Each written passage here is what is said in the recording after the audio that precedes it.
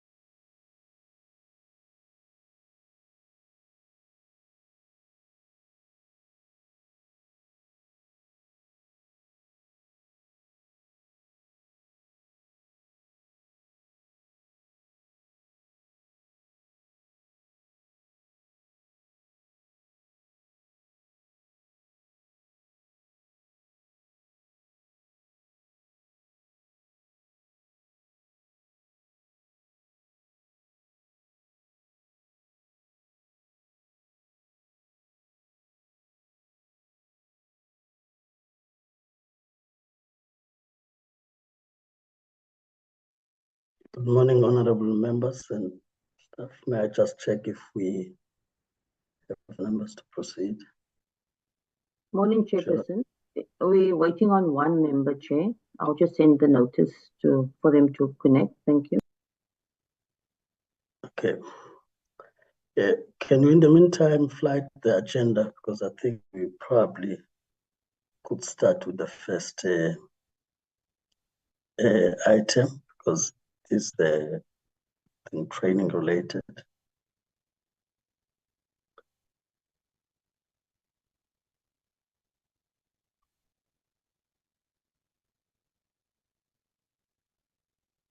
Okay.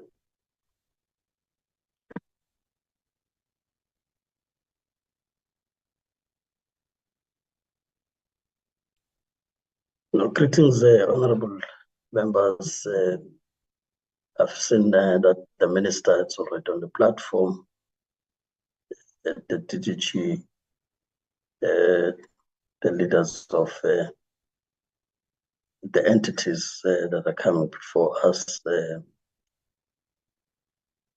I saw the chair of SASA, representation from SITA. I have also seen that we do have on the platform the civil society structures. I saw PMG. All welcomed, as well as South Africans that following our committee on the platforms made available by Parliament to ensure public participation. I just wanted to clarify so that we understand the ordering of the agenda, in particular for you, the minister and the team. You can then make a call once I have explained.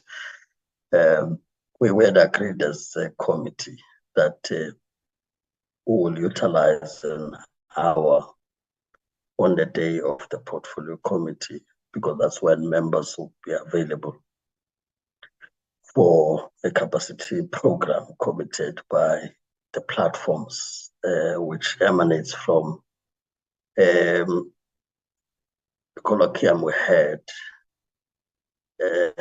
regarding misinformation, disinformation, and content moderation as we prepare for the elections.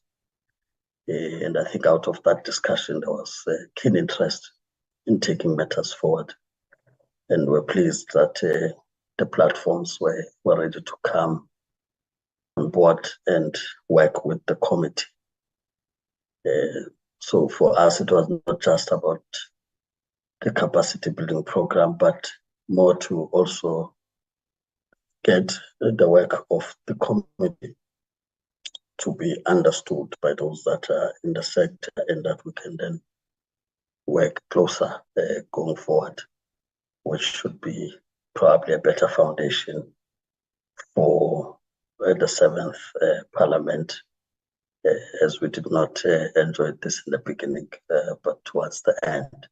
But I think it's something that could be taken forward. So the allocation was an hour, and thereafter get to the items on the agenda as it relates to our oversight work on the executive and the entities reporting to the department.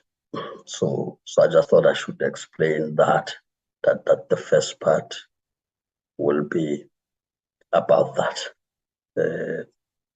And then I'm sure the platforms are now on the platform too.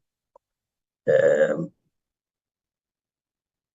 will be ready to stick to the time that has been allocated, meaning as the maximum, because I'm told that there's also one who has apologized. As you know, the Competitions Commission is also doing an inquiry, so others are also presenting there. So Google will not be with us in that regard, but we have Meta and TikTok present on our platform. So I just thought I should explain this before we even start, so that the minister and the team, if you believe that probably there are pressing matters that you need to attend to in the meantime, and that when we take a break, the 5 minutes break to move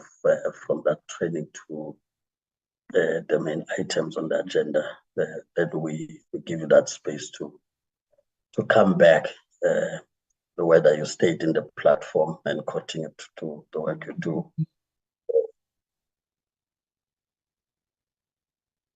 That's where we are. I hope I'm audible enough that the minister is able to see me like I see him raising his hand. Honorable Minister. Thank you very much. Sometimes I get embarrassed when I look for these icons. No. I just want to be clear. Good morning, Honorable Chair. Good morning, members of Portfolio Committee and all in attendance. I want to be clear, are you giving us a leeway of an hour to do other things, probably come back at what time, so that I'm clear? So if you can clarify that more. Okay. Yes, Honorable Minister. That's a point I was making, was that because the first time will be training, and that will take a break for 5 minutes to allow those that must connect back, or if they have been on the platform but busy with something else, at least we can be able to recall them back to the meeting.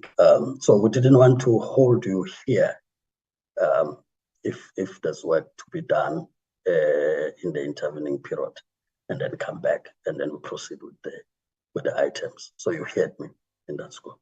No, I hear you, Chairperson, because I would take the offer, as long as Yes. I'll be advised at what time should I come in. Okay. No, in that 5 minutes break, would be able to do that, Honorable Minister.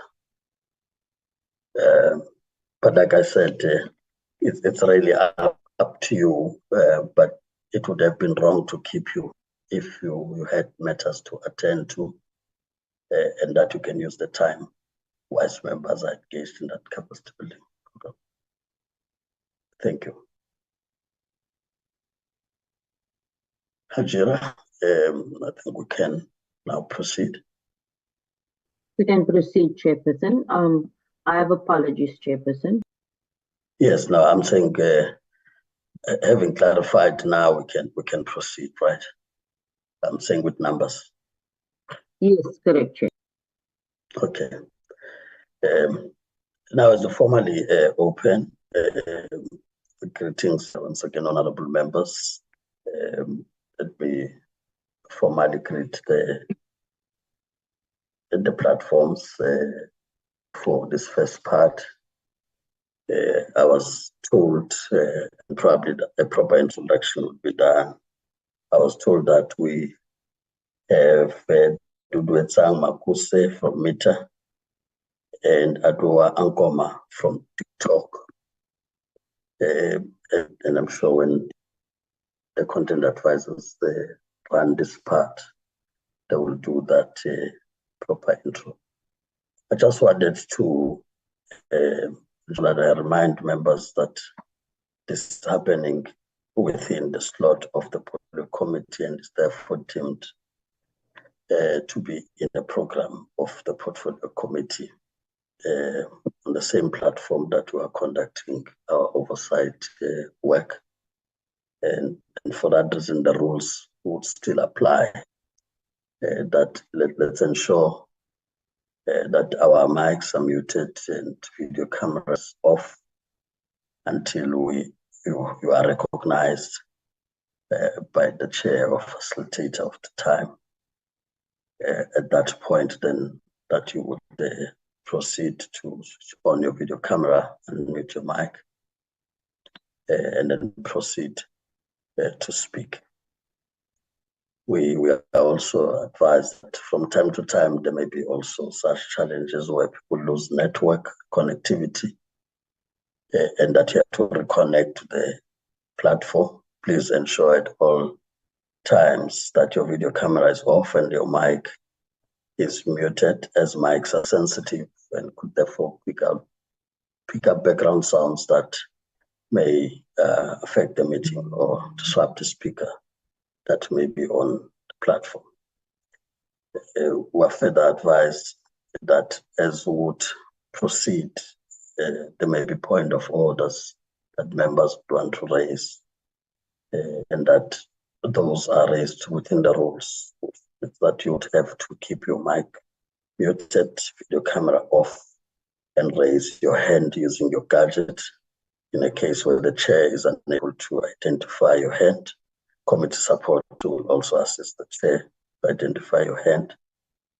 In that regard, you'll then be given an opportunity to raise a point of order once recognized, and then proceed to unmute your mic and your camera and raise the point of order on which the chairperson could rule upon. But also advise not to raise unnecessary point of orders to a point that the meeting collapses on this platform. So those rules will still guide us, honorable members, and everyone else that's on the platform. Of course, like I said, honorable members, this is based on the argument of the committee that we start with this part, get done, and then get to the other items on the agenda. I now would have asked the content advisors, I'm not sure if it is Dr. Mitubi or it is Mr. Malika, who will then probably introduce the matter and then help us drive this part as members are expected to be participants in this capacity building program. And thereafter, return back the meeting to the chair of the meeting, who's the chair of the committee, to then deal with the other items on the agenda. I take it that content advisors, you did hear me, but on behalf of the committee, I really want to welcome the representatives of from the platforms, as I've already indicated their names, that they should feel welcomed. The committee indeed appreciates that they have made this of working with the committee to capacitate us in this period of the elections. And of course, because this is also streamed for members of the public and those that may not be represented in the committee, surely they will also get the benefit of what gets to be presented. Without waste of time, let me then check. Is it you, Dr. Midubi, or Mr. Malika, who will facilitate this part? Good morning, Chair. It's myself, Jacob, from the proceed. Okay, then Doc, you can then proceed. The time is 9:14. The latest by 10:14 we should be done. And I'm saying the latest because there's an apology received from Google. Thank you. Over to you. Thank you very much, Chair. That's all noted. May I request, Chair, that I be not to show my face. My laptop is a bit dysfunctional. My camera is not working. Good morning, Chair, honorable members, the Minister, if you're still on the platform, the Deputy Minister, and the rest of the colleagues. Just a brief intro, Chair. In line with the digital platforms' ongoing commitments to supporting the integrity of elections in the country, the platforms had proposed previously a series of educational sessions that would align with addressing some of the digital information needs of the members of Parliament. And this was this formed part of the recommendations, as you've alluded, Chair, that emanated from the productive engagement at the symposium on the impact of digital media in disinformation and content moderation ahead of the 2024 national elections.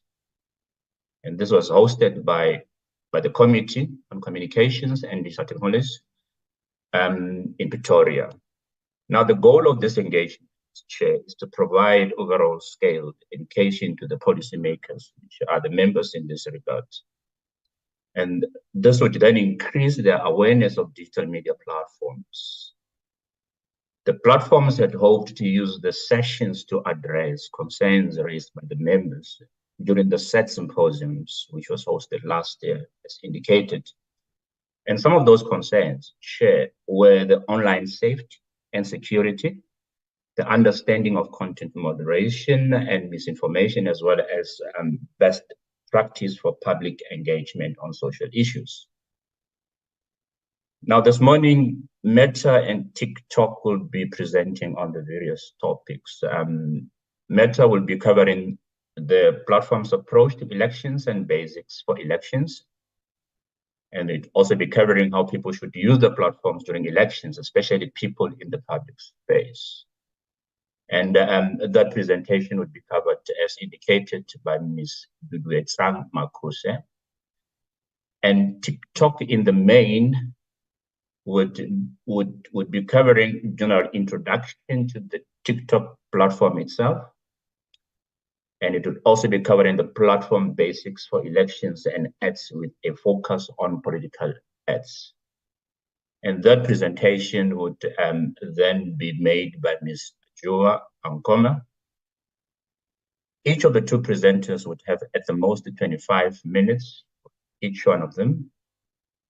And then we'll then engage the members on questions and answers and any clarity that might be needed after the presentations.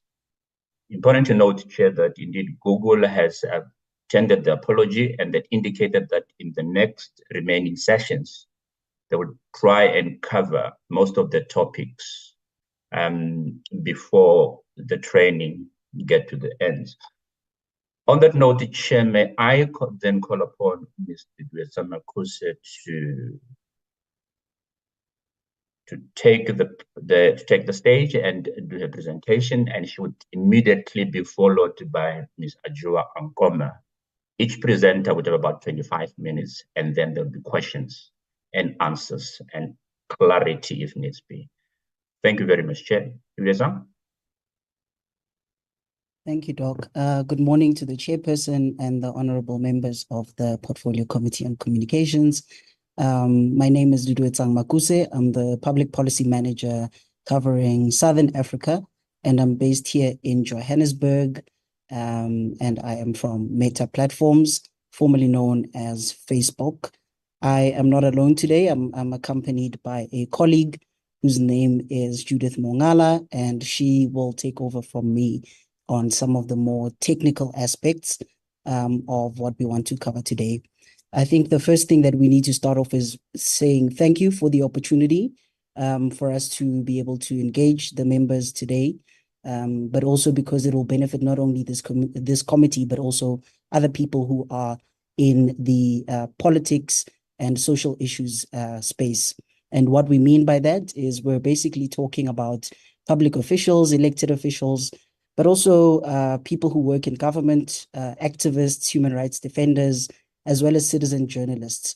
These are the users that we try to focus on in a particular way, particularly during elections, as well as other moments that are of civic importance.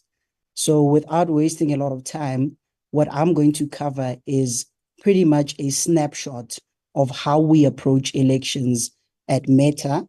And then my colleague will cover some of the other more technical aspects around the platform.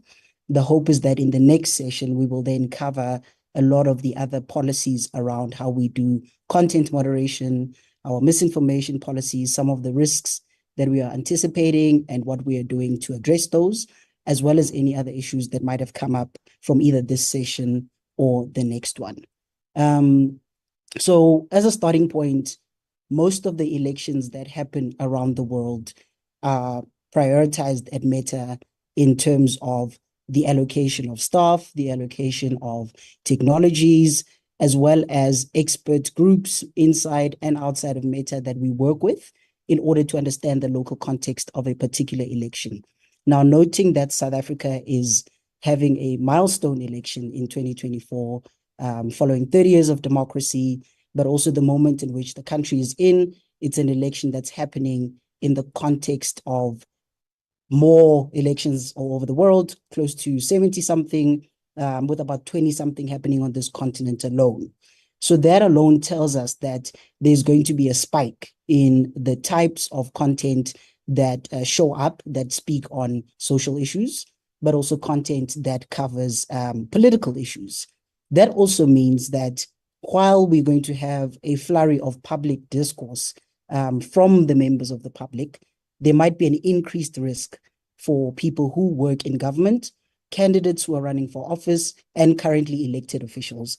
And so a lot of our approach is about covering three things. The first is, how do we make sure that the amplification of information on our platforms is the most authentic information that is available, so that we protect the integrity of the process of the election. The second thing that we look at is, how do we protect the users that are most at risk in the middle of an election cycle? This is not special treatment. It's just purely because we understand that during an election moment, the users that I've already mentioned would be the users that people want to engage with the most. These are also the users that are most active because they're campaigning, they're sharing political views, sharing campaign messaging, and rallying their constituencies online. And so it means that we also need to be aware of the fact that these might be users that get targeted, that get bullied by people online, also users whose security gets compromised. But before we even get to that point of protections, this cohort of users, government, social issues, and political users, actually have to have an understanding of the basics of the platform. And by that, we mean the basics from how do you set up a page? What's the difference between a page and a profile? Why can a profile have certain features and a page not have those features? How do you protect the security of that page?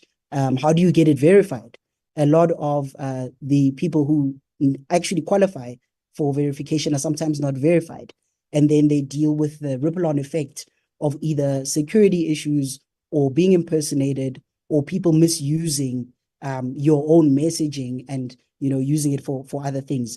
So part of this session and part of the work that we do as the public policy team alongside our governments and politics and advocacy team is to make sure that this cohort of users understands how to be on the platform in the best way possible. But also after an election, we provide a similar service to different kind of organizations. This can be civil society organizations, as well as government ministries and departments where elected officials are principals of that ministries, and they may end up in facing various integrity issues on our platforms. So that's kind of the approach that we take. It's very much also a risk-based approach in terms of not only those users who would be at the forefront of communications during that period, but also society more broadly. As I already mentioned, a focus of ours is to make sure that the amplification of the information on the platform is authentic. And so in those instances, we work very closely with academics, we work very closely with NGOs, we work very closely with the IEC to make sure that the information that the public is receiving about the voting process is most accurate. So without wasting a lot more time, because I really want to give Judith an opportunity to get into the basics of what we're talking about today, I do want to assure members that in the next session, we will also be covering, again, the content moderation pieces, security features, as well as misinformation, disinformation, and the latest developments around that, which will include artificial intelligence as well. So I'll pause here and let Judith take over. I thank you for your attention. Thank you so much, Judith. Good morning, everyone. Good morning, Honorable Chair, Honorable members, and all protocol observed. Without further ado, I am going to share my screen, if that's okay with everyone, so that I can actually take you through the presentation.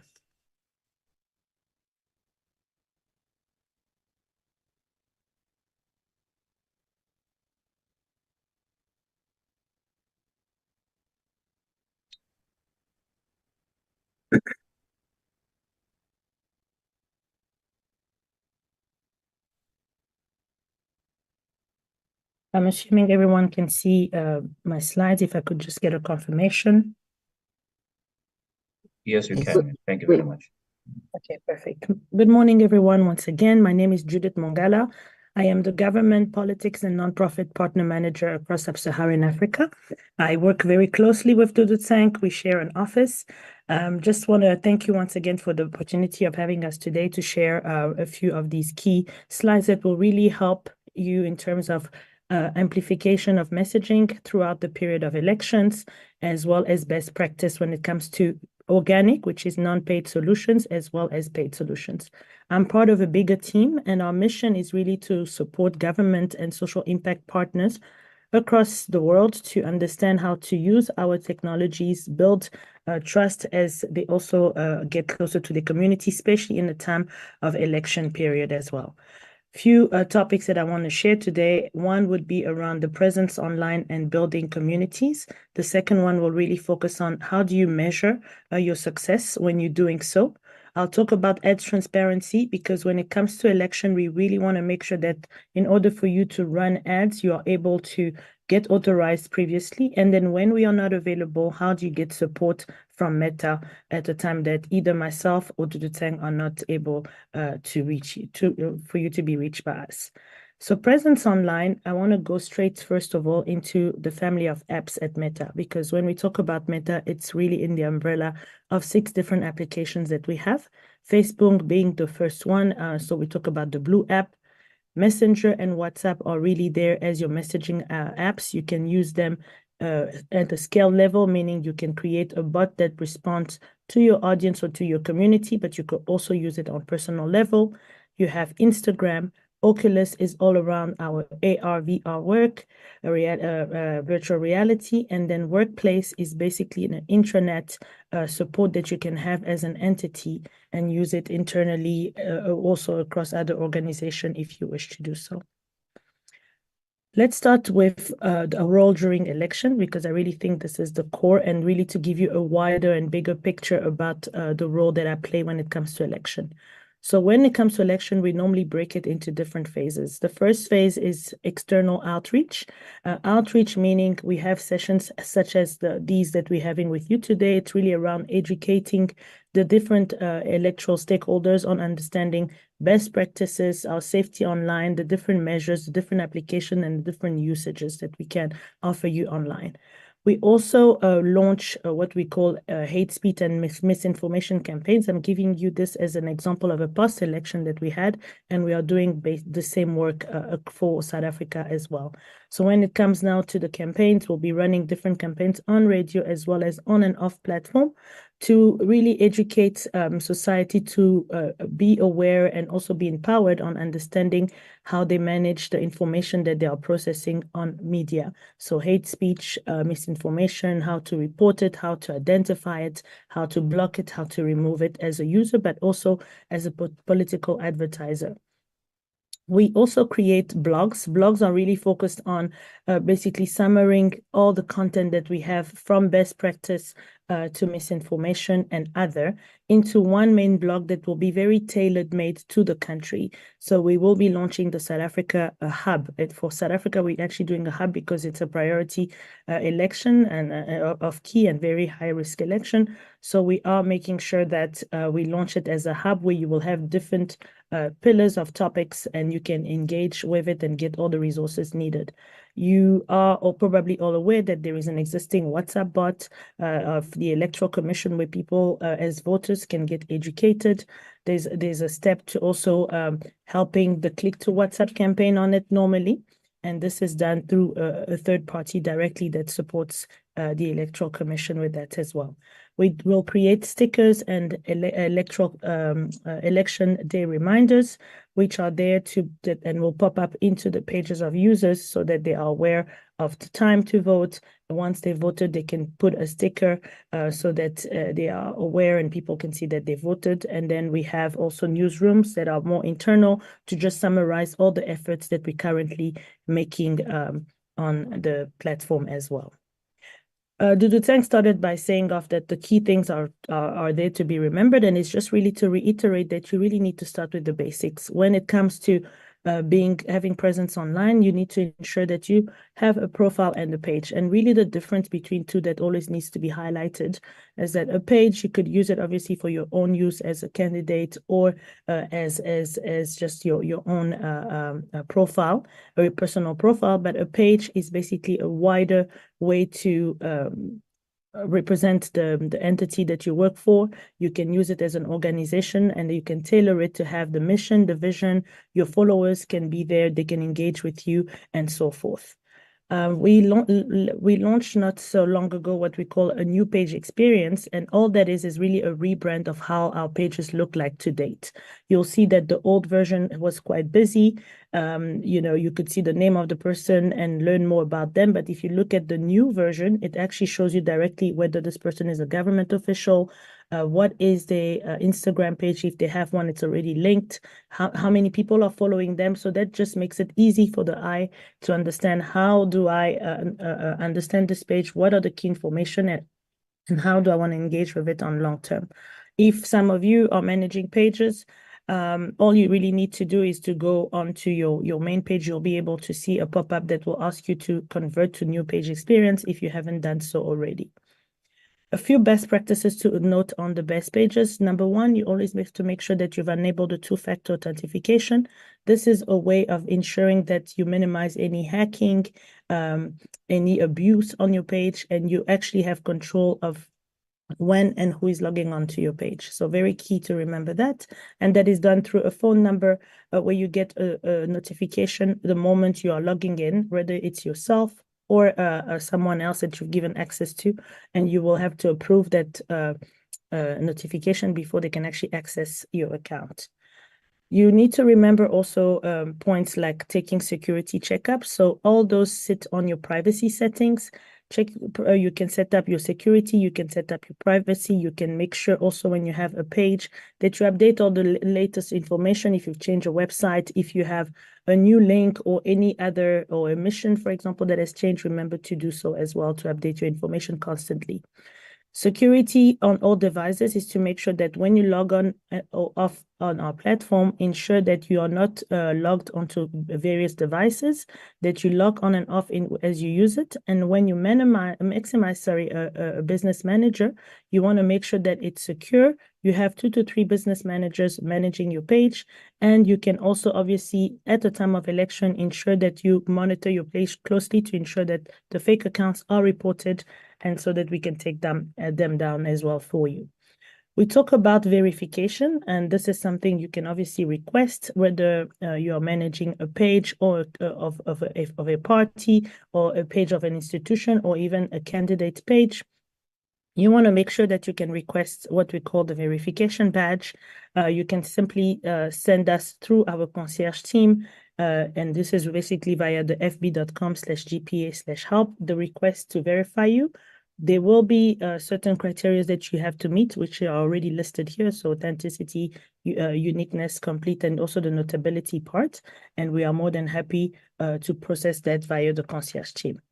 A few points to also highlight is that when you have a page, you want to make sure that you are monitoring, especially at this time, a crucial time in lead of election, the posts that are put on the page. You can use what we also call filters, which minimizes who is commenting on your page. If there's anyone abusing your page, you can block them, you can dilute the type of content that they're putting in, and you can create what we call profanity filters so that you manage your posts, your comments, your likes, as well as the engagements that you're having on your page.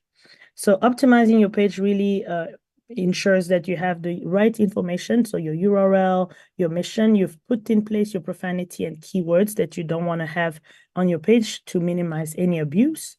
You also manage the comments of the rankings, so you can choose from medium to low or high. And then you want to make sure that you're engaging your audience with greetings, replies, either via the comments or also with an option of setting up a messenger directly. Why do people use our platform? I think what's really key is that not only it's obviously to have presence, but it's also to make sure that you're actually engaging with people online and engaging your community as well. Sorry, excuse me. So in order to do that, you want to make sure that you create a consistency in the way you communicate and engage your audience. And you can do that basically in 3 pillars. And these are all based on our organic space. So you're not spending any money on it, but you're structuring the way you are communicating. Number 1, you want to develop what we call a content calendar. So we know that the elections are end of May. What are the different key moments, for example, that I want to talk about? What are the topics that are maybe I want to update people upfront? So you set up a calendar, you post regularly, you aim to either do it, daily, weekly. Obviously, lead of elections, you'll probably do it even more frequently, maybe 2 or 3 times a day. And you want to make sure that the format that you are introducing your content is digestible. It's set in a way that people can follow on the mobile, because this is how they digest information lately. So this is an example of what a content calendar would look like. You would have a date, a time, the theme that you are thinking of, captions that are key so that people are attracted to what you have to say. Your visuals are very important as well. Good quality, good imagery, format, platform, Instagram and Facebook, which are what people use the most to follow up information. So this is all really in three pillars. Again, it's about engaging your audience. It's about educating them on key moments, and also exciting them to continue to follow you as a source of truth in the information you're sharing. You can do engagements via going live. You can create groups if you want to be a bit more intimate and drive the communication with key interests on different audiences that you have. You can, of course, use Messenger, as I mentioned as well, for questions and answer. You can also engage audiences by ensuring that you welcome them, you comment on what they post. You can use polls as well as questions to get some feedback, and that will help you also build your comment further. When it comes to education, remember that it's about really being authentic. It's about, being as relatable as possible. So it could be just a live that you are sharing and complementing it with the conversation that you're also having face-to-face. And then when we talk about education still, you also have in-feeds. So if you are posting on Instagram, you can use a popular hashtag to rebuild the relation of the key moment conversation that people are having. You want to share maybe a big announcement, so you want to make sure that it's very relatable and you're using it with the latest popular comments that you that you are seeing. Exciting people about your content. It's all about also discussing the hot topic. So obviously, in the period, an electoral period, there's always a breaking news, or you want to, mention something about a community event. So you want to ensure that people are aware, and also you're creating excitement. So you can do that through events. You can do that through creating key moments, bring speakers if you want to do a live stream, for example, and even invite them on a virtual event. I talked about Facebook and Instagram, but just to also say that you can echo the same kind of effort in Instagram through organic stories that you can put, you can highlight, obviously their filters, music, and other points as well. You can tell your stories, obviously, with different digestible stories. You can take the audience through different type of snippets so that they are really relating to all the key moments that you want to share. So again, on Instagram, it's about focusing also on things that are lively, like location, for example. You can add filters, you can add music, and really be creative with that. A key thing to add on Instagram is that Reels is obviously the latest trends. So you want to make sure that even as a government entity or political party and organization, you are really at the top of your game. So it's all about making it entertaining, you are making it digestible and also relatable so that people can follow the information that's really behind the Reels that you're developing. Threads, as you all know, is the latest trend on Instagram as well. It's got its own link that you can access to it, but you can also use it directly from your Instagram to build your community. And it's really there about, having an existing, you create your profile, and you also add comments that are tagged, that are topical, that people are relating to lately, anything around news, any information that you want them to follow up in lead of elections, etc. So you're really building conversations really around, key moments, key topics around the elections that are about to happen. A few things to just note on Threads. If you do want to edit it, it's about 5 minutes. When you post, you can access it directly from the web, or you can download it also as part of your store app on your phone as well. How do you measure success? Just to let you know that you can do that directly through our business suite. This is a way you would be able to see how many people are actually following me. How is my content doing? Am I getting more followers this week? Or did I reduce a bit because my content wasn't that great? You can link, obviously, your Instagram and your Facebook, so you have a big picture of how you're doing on Facebook versus Instagram. How do you mirror that content? And you can break down those metrics according to number of reach, the likes that you see, and also the engagement and the reshare that you're getting from the different content that you're posting. The reports can be downloaded, and you can have the different metrics that are available. So anything from reach to cost per click if you are using advertising, which we'll talk about shortly, and likes and reactions as well. I want to go into ads transparency because when it comes to launching political ads, we have put in place a new policy that limits foreign interference. Basically, in order to run political ads, you have to be based in South Africa, South African resident or South African citizen in order to run ads. And you do it because we want to make sure that people that are seeing your content know exactly where these ads are coming from, who's behind the ad, how has it been authorized, and it's to build transparency. This is a policy that exists globally in the world, and anyone launching a political ad or social issue ad has to go through this authorization process. This is more or less how it looks like. So when you're launching your ad, you would be able to see what we call special ad category, and you click on that in order to now select the fact that you are launching an ad that is a social issue ad or political ad, and you go through what we call then a ads transparency authorization process. It's done in 3 steps. You first do it by completing your authorization process, meaning you have to load your ID and a proof of residence, which confirms your location as well. And you have to add what we call a paid by disclaimer so that people can see exactly from which institution these ads are coming from. Once you go through this process and you've actually been authorized, any ads that you run will not, number one, have a disclaimer on it, so people that are seeing it knows where it's coming from, but it will also sit in what we call an ads library, where anyone has access and are able to actually see the type of content that's been launched by various members. So in order to create the paid disclaimer, you can do it by entering your organization address. You put a verification website and email and a phone number. What people will see is not the phone number or the email address, but these are prerequisites to ensure that you actually have a verified website that exists, an email address, and a phone number as well. And it's so that people will see the disclaimer by the name of the organization and know exactly where it comes from. This sits in the ad library, as I mentioned. We have a direct link for that. You can actually, as a user, go to an ad library, select the country that you are based in. I think it will be actually by default for South Africa, and you will be able to see any institution or political parties that are running the ads in the last 7 years, how many people liked their page, how many people are following them, what kind of content they put, the type of budget, and also the reach that they got for the campaigns that they ran.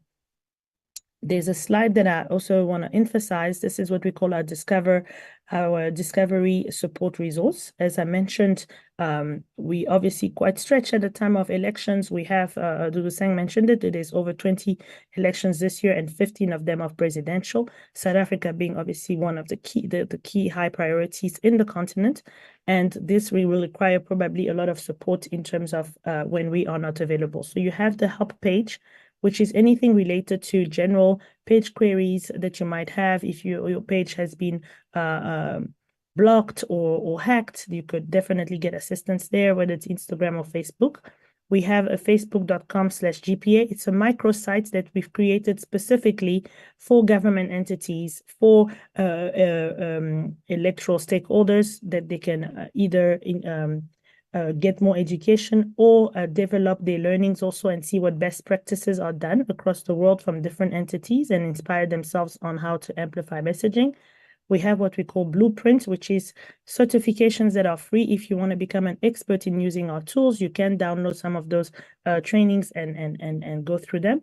And lastly, we have the case channel that helps you build basically any support that you might need that is either operational or you need some issues resolved.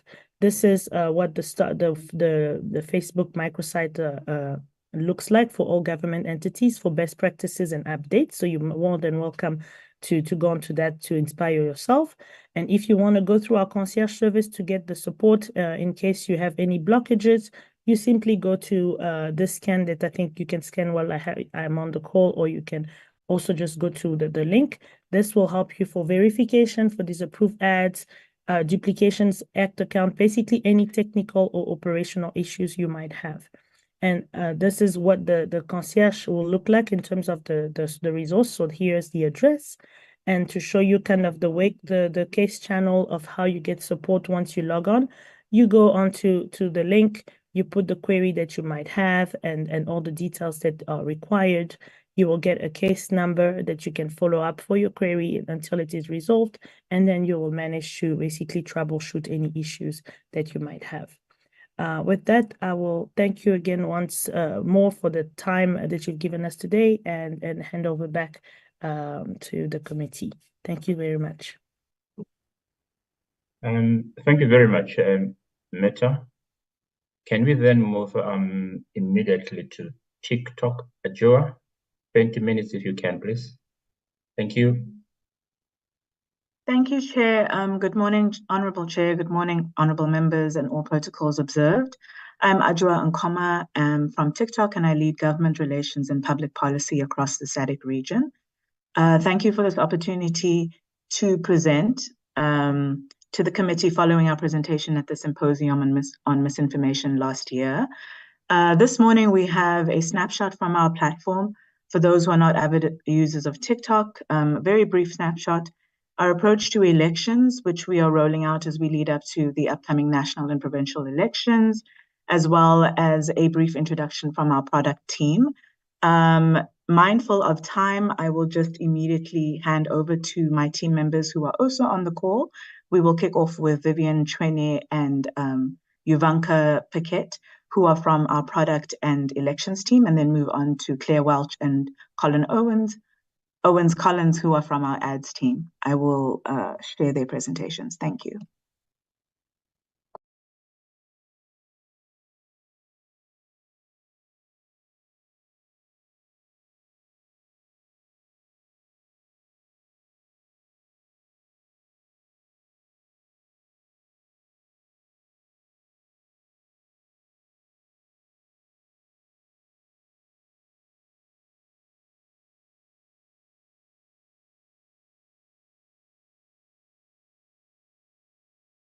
Please, can you confirm that you can see the slides? Can see the slide. Thank you. Thank you. Vivian, please can you kick off? Thanks. Thank you, Ajwa. Greetings, Chair, honourable members, Deputy Minister, and all of the Portfolio Committee team in presence. My name is Vivian Chwene, as Ajwa has already introduced me. I'm the Content Partnerships Manager at TikTok. And what I will be taking you guys through today is a quick TikTok 101 session that will equip you and give you all the best practices when you are creating on TikTok. So I will be turning my video off just because we are presenting and getting straight into it. So Ajwa, you can move on to the next slide, please.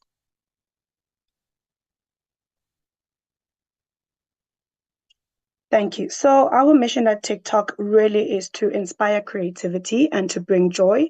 We are the sunny corner of the internet, and we are an entertainment video platform. Next slide. So what I'll be taking you guys through is just a quick platform overview and what it looks like when you're creating on TikTok.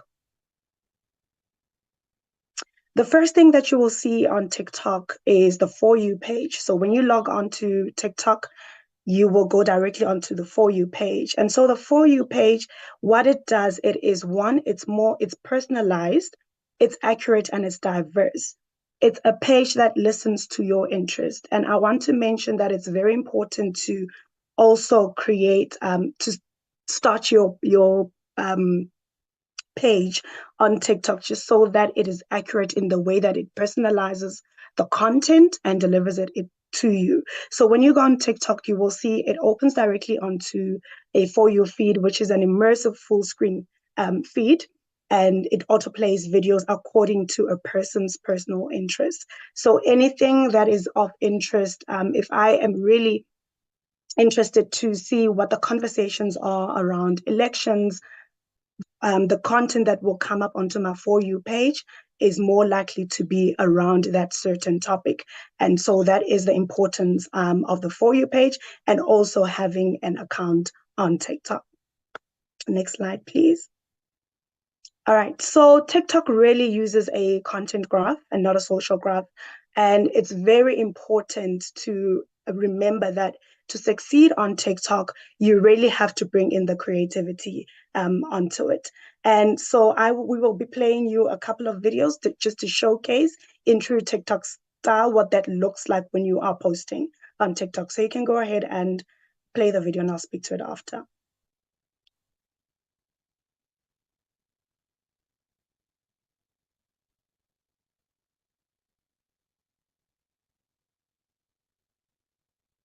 Okay.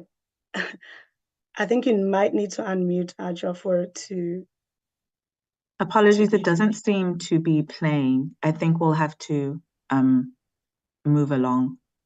All right, no problem. So basically what we really wanted to showcase here is the fact that even when you are communicating very important messages on TikTok, you're able to do it in an entertaining way.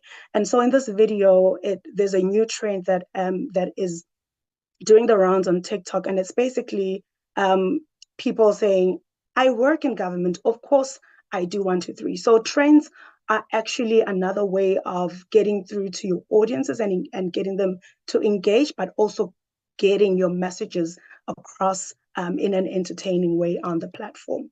You can move on to the next one. And so one of the big questions that we usually get is how the For You page usually ranks videos. So these are some of the things that you need to be thinking about when you're coming up with your content strategy.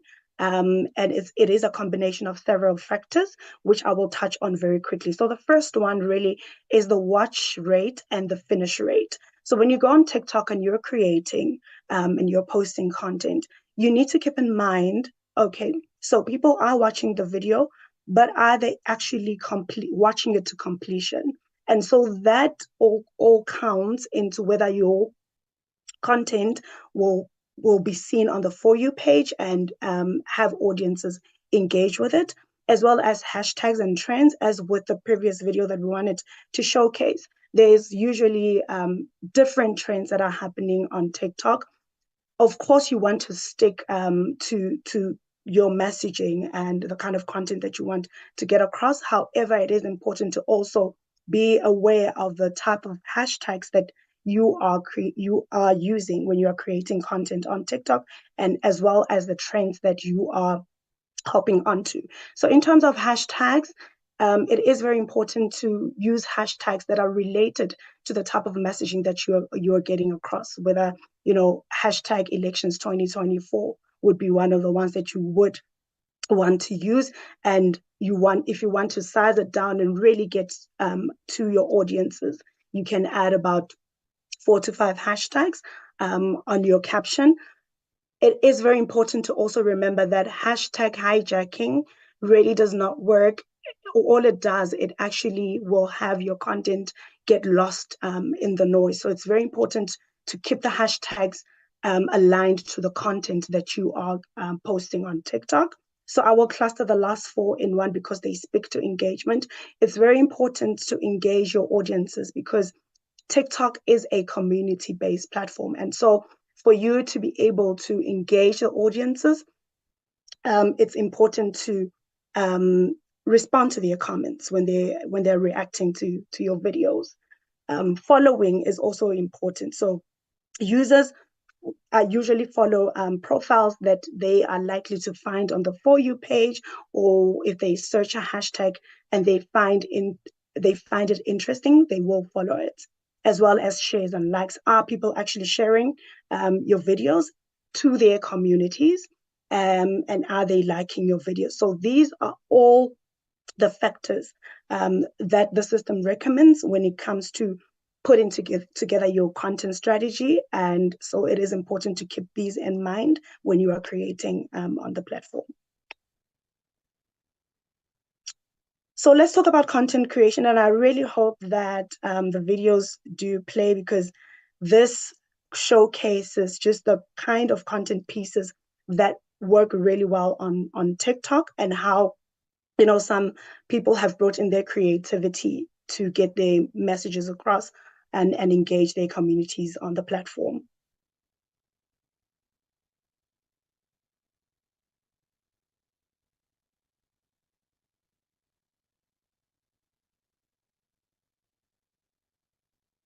Are they playing, Aja?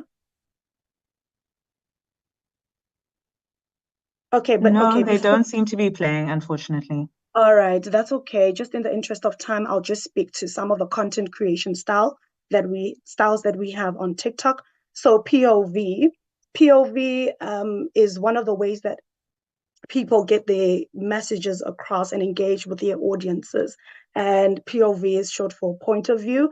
If you want to get like a very quick content piece out with a message, POV is really one of the ways that you can utilize on the platform to get that message across. So this video, for example, was speaking to, it's a Showmix original where they were introducing a new show. And what they did is they said they used POV, and it was around the time of Valentine's. And they said, POV didn't embarrass you on Valentine's Day. So an example would be for elections. POV, you're walking in to present your ballots or to vote, whatever that looks like. But it's just a quick way of getting your audiences engaged to the content or the messaging that you want to get across. 1 minute plus content is taking up space. A lot of users are starting to really create content with 1 minute plus. And what that means is that sometimes, a story requires a little bit more time, as opposed to doing a part 1, part 2, part 3. You can encapsulate whatever the message is in more than 1 minute and post it on TikTok. And there is an appetite for this type of content. There is an audience for it. Photo mode, most people don't know where to start in terms of, creating and taking videos, or they just do not have the time. So photo mode is just one of the very quick ways that you can use or utilize the platform to create content by just adding photos and adding your caption, and you get your point across. The last one is professionally generated content. This one is a little bit more intricate, where you would generate content that is actually professional. Most people use professional cameras to generate this type of content, but it is also another content creation style that can help you engage or start a community on TikTok. Next one. And then the last two, so auto captions, we do have auto captions that you can utilize when you are creating on TikTok. So what that means is, as you're speaking, when you have selected the auto caption mode, and you're creating, sorry about that. So auto caption, basically what it does, it listens to your voice and the caption will be written onto the screen. And that is, sometimes some people are not using TikTok with the sound on. However, they can still be able to understand what has been communicated on the video through just reading the auto captions. The same goes with text to speech. We do have an option for text to speech as you're speaking, or whatever video is on your platform. The text to speech then listens to whatever has been said, and then the text will come up on the screen. Again, it's for people who won't necessarily open TikTok with sound on, but are still interested to kind of like understand what the message is. And that is one of the very quick ways to get your points across. I think that is it from my side. I will hand over back to you, Adra, for the next part of the presentation. Thank you, Vivian. I'll go straight to Ivanka, who is from our Elections Integrity team, to take us through our approach to the upcoming elections. Thank you, Adra. So I'll be speaking a little bit about what we do in terms of combating misinformation and some of our initiatives such as fact-checking and our elections integrity approach. Next slide, please. Basically, our strategy is a response that's rooted in care for our users. When we design our strategy, we use basically a multi-pronged approach based on a balance of policies focused on harm, robust, risk-sensitive product and process, in a partnership with relevant and local experts. And care, as we exemplify here, is all about control harmful, false, and inaccurate content, amplifying trusted sources and guidelines, reducing the spread of unverified content, and empowering our users to be media literate. Next slide, please. So when it comes to controlling harmful, false, and inaccurate content, we want to make sure that we're using every resource to be able to find and remove any harmful misinformation content. So in addition to our policy, we also have our technology and human talent resources, and we believe it's important that we work with our community to find this information and to action immediately.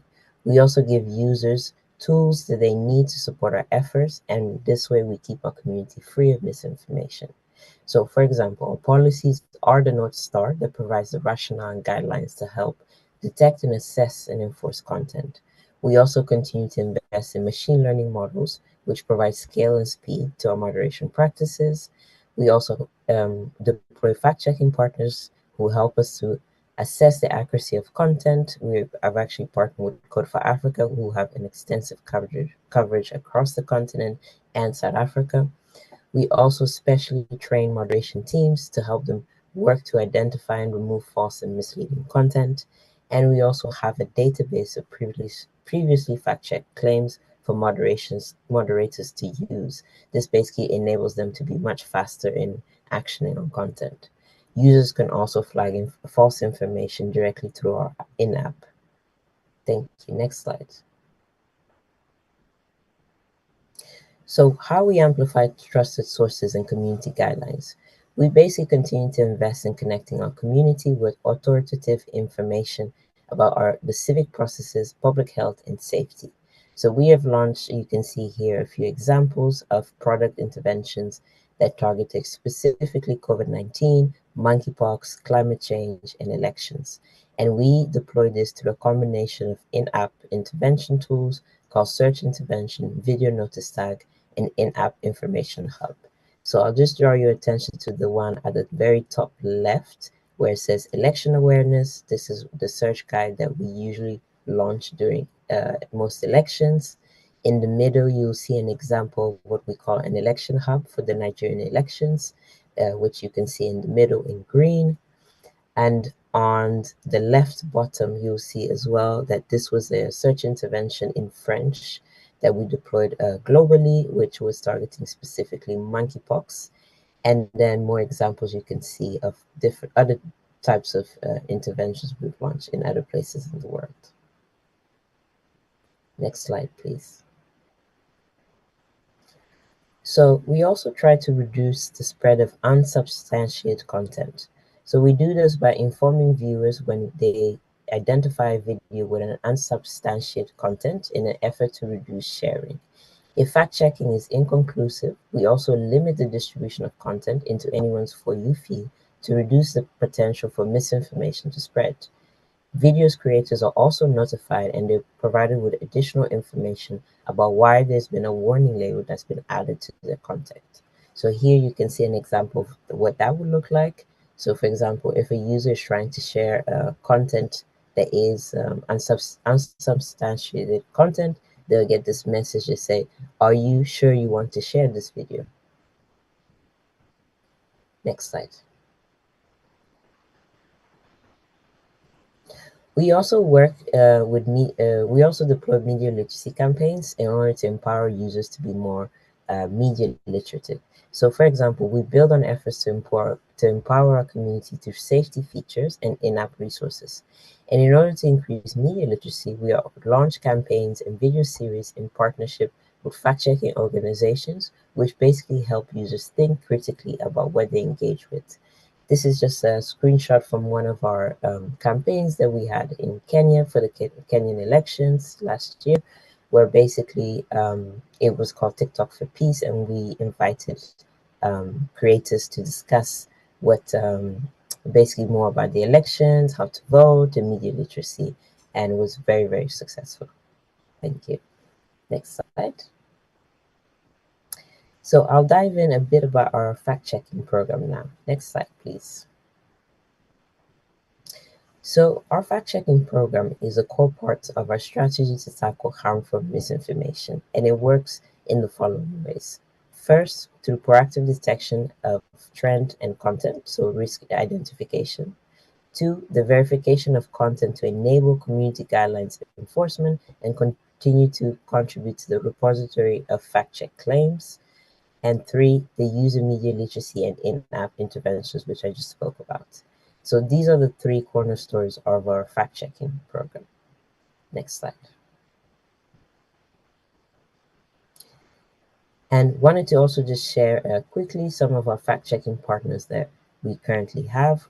As it stands, we have about 17 fact-checking partners across the globe, but specifically for the African market, we work with Code for Africa, who have coverage across the continent and actually employ locally based journalists. All of our fact checkers are EFCN certified. They also all specialize in fact checking short form video specifically. And that is all, and I'll be passing back to Adra. Thank you. Thank you. I will move on to our ads presentation. Hello all, nice to see you. My name is Claire and I'll be leading the ads presentation today.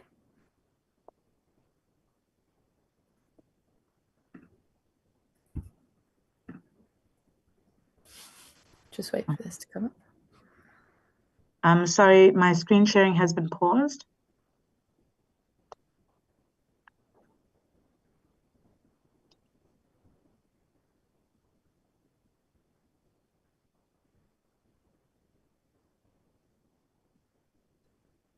Ajira? You can go ahead. There's nothing. You can go ahead. There's nothing. Okay, thank you.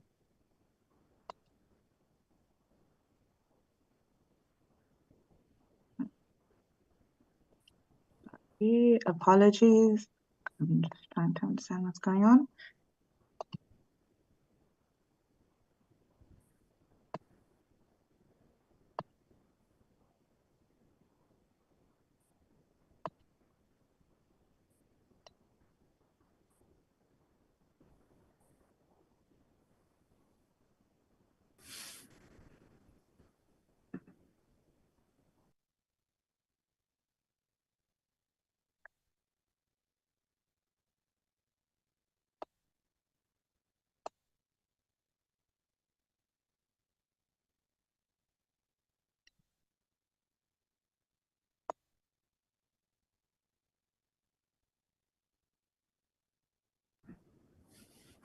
Great, thank you.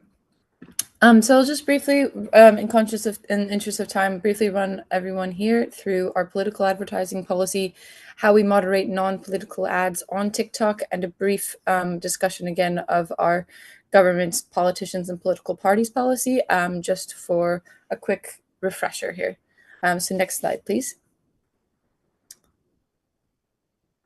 As you are aware, TikTok is the only major online platform that prohibits political advertising globally. And so this policy, our global political advertising policy, is applied globally and consistently across all markets. The reason that we have a political ad ban on TikTok is because it doesn't fit within our mission to inspire creativity and create joy. As we've mentioned previously in this presentation, TikTok is an entertainment platform, and we do not believe that political advertising has a place in furthering our mission. Next slide, please. There is a large difference between organic content or user-generated content and ads. And so a lot of questions we often get are, why would we not allow political content in ads, but we would allow, expressions of speech in user-generated content? And the answer is, as I've mentioned, our ad policies are have a much higher risk control because monetized content is something that we don't believe, as I mentioned, political monetized content doesn't really fit with our mission as an entertainment platform. Next slide, please. This is a brief overview of our political advertising policy. We do not allow ads that reference, promote, or oppose candidates or nominees for public office, political parties, or elected or government officials. Ads that reference an election, including voter registration, voter turnout, and appeals for votes. Next slide, please. Ads that are advocating for or against past or proposed referenda, ballot measures, and legislative, judicial, or regulatory outcomes, including ads that promote or attack government policies and track records. This part of our policy is really aimed furthering to Ivanka's presentation in mitigating further misinformation, especially those who wish to profit from mis or disinformation on our platform. Next slide, please. Finally, our political content policy also prohibits ads that reference, promote, or sell any merchandise that features prohibited individuals, namely politicians or government entities. or content including campaign slogans, symbols, or logos. Again, this is a very broad and comprehensive policy, and we appreciate that this is very different to a lot of the other platforms who operate. But this, as I mentioned, really is a globally enforced policy, and it does enable us to further our mission to ensure that our platform is one without any misinformation, and that is safe for users and is a place for entertainment and for creativity. Next slide, please. Briefly, we'll go over the life cycle of non-political advertising at TikTok. So this means what happens after an advertiser has decided to monetize on TikTok. How is this handled internally? Next slide, please.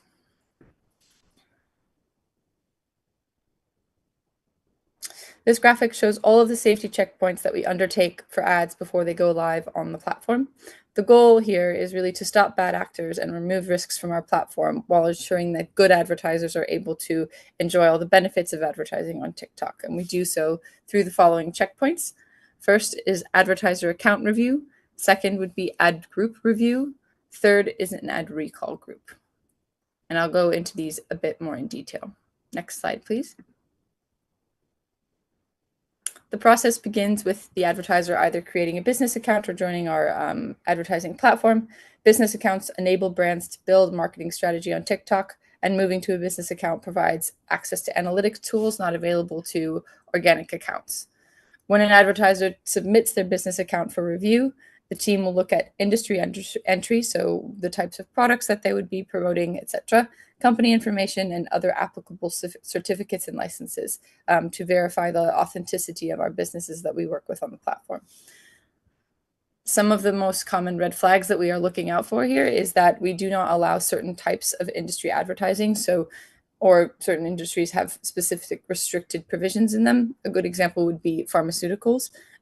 Depending on the market, we will comply with local regulation and ensure that we are advertising only verified or legitimate companies who are authorized to promote certain pharmaceuticals, depending on what local regulation would be. The other thing we also are checking for is countries that the advertiser wishes to target to, and ensuring that their campaigns would be allowed in those markets. So if you're targeting to another market and there's different regulation, we want to make sure that the advertisers' materials would not be prohibited in that market. And also ensuring that advertisers have not submitted any incorrect or not permissible certificates and qualifications, and working with advertisers to resolve that. Once the review is finished, the account is either approved or rejected. If it's rejected, we provide the reasons and why, so that changes can be made by the advertiser and the account can be resubmitted and the process begins again. Next page, please. We then go to the ad group review. So ad moderations teams, this is when the advertising moderation teams will enter, and they are responsible for reviewing ads and accounts to ensure that they are in compliance with our advertising policies. We investigate the ads to make sure that there's no risk to the user.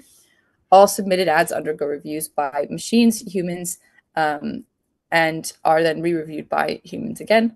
Machine review is applied for ad types that is of lower risk, and then is sent up to our human reviews, who moderate for high-risk content. So this is where we make sure that we don't have any violative content on the platform or anything that would come to constitute a high harm to our users. If the ad is approved, then it will go live in accordance with campaign parameters. So these have been set out by the advertiser themselves. If the ad group is rejected, it's returned to the advertiser, again, with reasons as to why, and then the advertiser can adjust and resubmit. Next slide, please. Oh, we've missed a slide. Actually, could you go back? I think there might just be one here. The last stage of the journey is ad recall. After the ad is approved and published, the ad would be recalled by some internal teams to ensure that the ad is in compliance with our advertising policies. Recalls are most common when ad content has changed, or if the ad is receiving a lot of impressions. We just want to make sure that it is, again, compliant with our ad policies. We also review based on user reports and complaints. Ads are not taken down or paused when they are recalled, and all reviews during ad recall are conducted by humans. And then again, if there is a rejection of an ad at recall, then the advertiser will be notified and has the opportunity to appeal that decision. And our teams would work internally and externally with those advertising partners to ensure that they understand the process. And that was a very brief overview of our ad journey on TikTok. And then one note here, especially as we've been discussing non-political advertising on TikTok. So could we go to the next slide, please? We wanted to touch on our policy for government, politician, and political party accounts, which we call GPPPAs. Next slide, please. Here you can see how TikTok defines a GPPA. As a political party or group, if you were to join as an advertiser, your account would be treated as a G3PA. Similarly, anybody who is a member of parliament or candidates for office would be classified as GPPPAs. And in certain markets, some former politicians or members of government also would qualify. The list of categories is available on our website. Next slide, please. When it comes to current events and elections and political issues, our priority is to make sure we keep harmful misinformation off the platform, as I've said, and ensure our community has a positive and welcoming experience. To help enforce these policies and prevent the misuse of certain features, we've created new rules that are specific to governments, politicians, and political party accounts.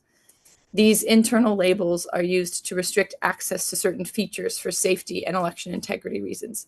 Being labeled as a GPPPA results in the account being restricted from accessing our advertising features. So to reiterate that, the government, politician, and political party accounts cannot access our advertising features, fundraising, and other monetization features, as well as certain parts of TikTok's music library. But we can go into that into a bit more detail in the next slide. TikTok has long prohibited political advertising, including across both paid ads and creators being paid to make political branded content. So this would be somebody being paid by an external party outside of TikTok to promote content on the platform. In addition to our political advertising content policy, we impose prohibitions at the account level for GPPAs. This means that accounts we identify as belonging to this group have their access to advertising features turned off.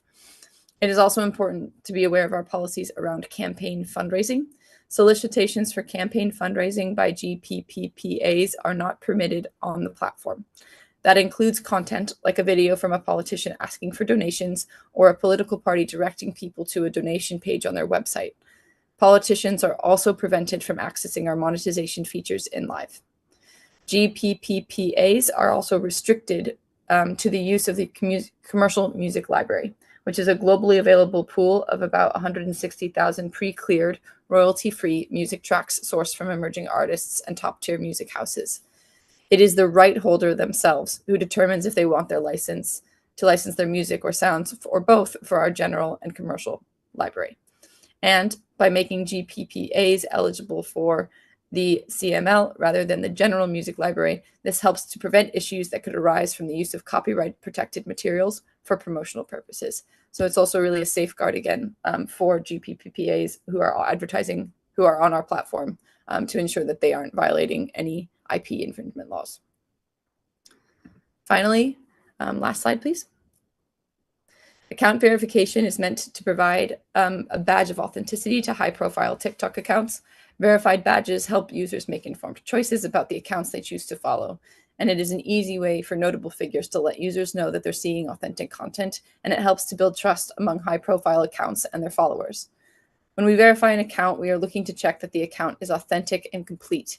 The account must represent the actual organization or the person, and it must have a profile picture, bio, and have logged in the last 6 months. We encourage GPPPAs to verify their accounts with us on TikTok, especially from the organic side, so that their content is very clearly labeled for our users, and users are able to understand who they are engaging with on the platform. Not only does it provide a trusted signal to the user, as I've said, it also helps our safety teams identify and help to protect the account as well. However, the verification label will not impact how content is seen on TikTok by our users, but it does help us to ensure that we are aware that you are engaging with us on the platform, and helps us to ensure that our policies are followed. With that, I'll pass it back. Thank you for your time today, and I hope this was a helpful overview of our ad policies. Thanks.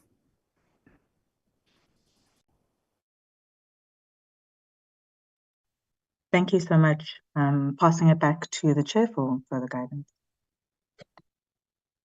Thank you very much, TikTok, Adjoa. Honorable Chairperson, those are the two presentations, and apologies once again on going beyond the allocated time. I'm not too sure, Chair, if we can be allowed another 10 minutes. If amenable to that, Chair, just for comments and questions from the members on the presentations. Honorable Chair. Yes, we can allow that if there are members who really want to comment or get clarity. So then, yeah, good. Thank you very much, Chair.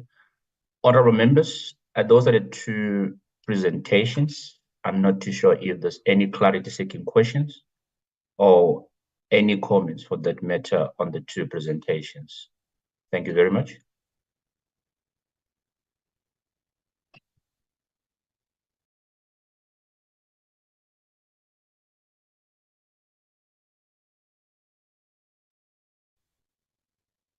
Honorable Chairperson, I think in the absence of any comments or clarity-seeking questions, may we then thank you once again and pass the meeting back to you, Chair. Thank you, Chair.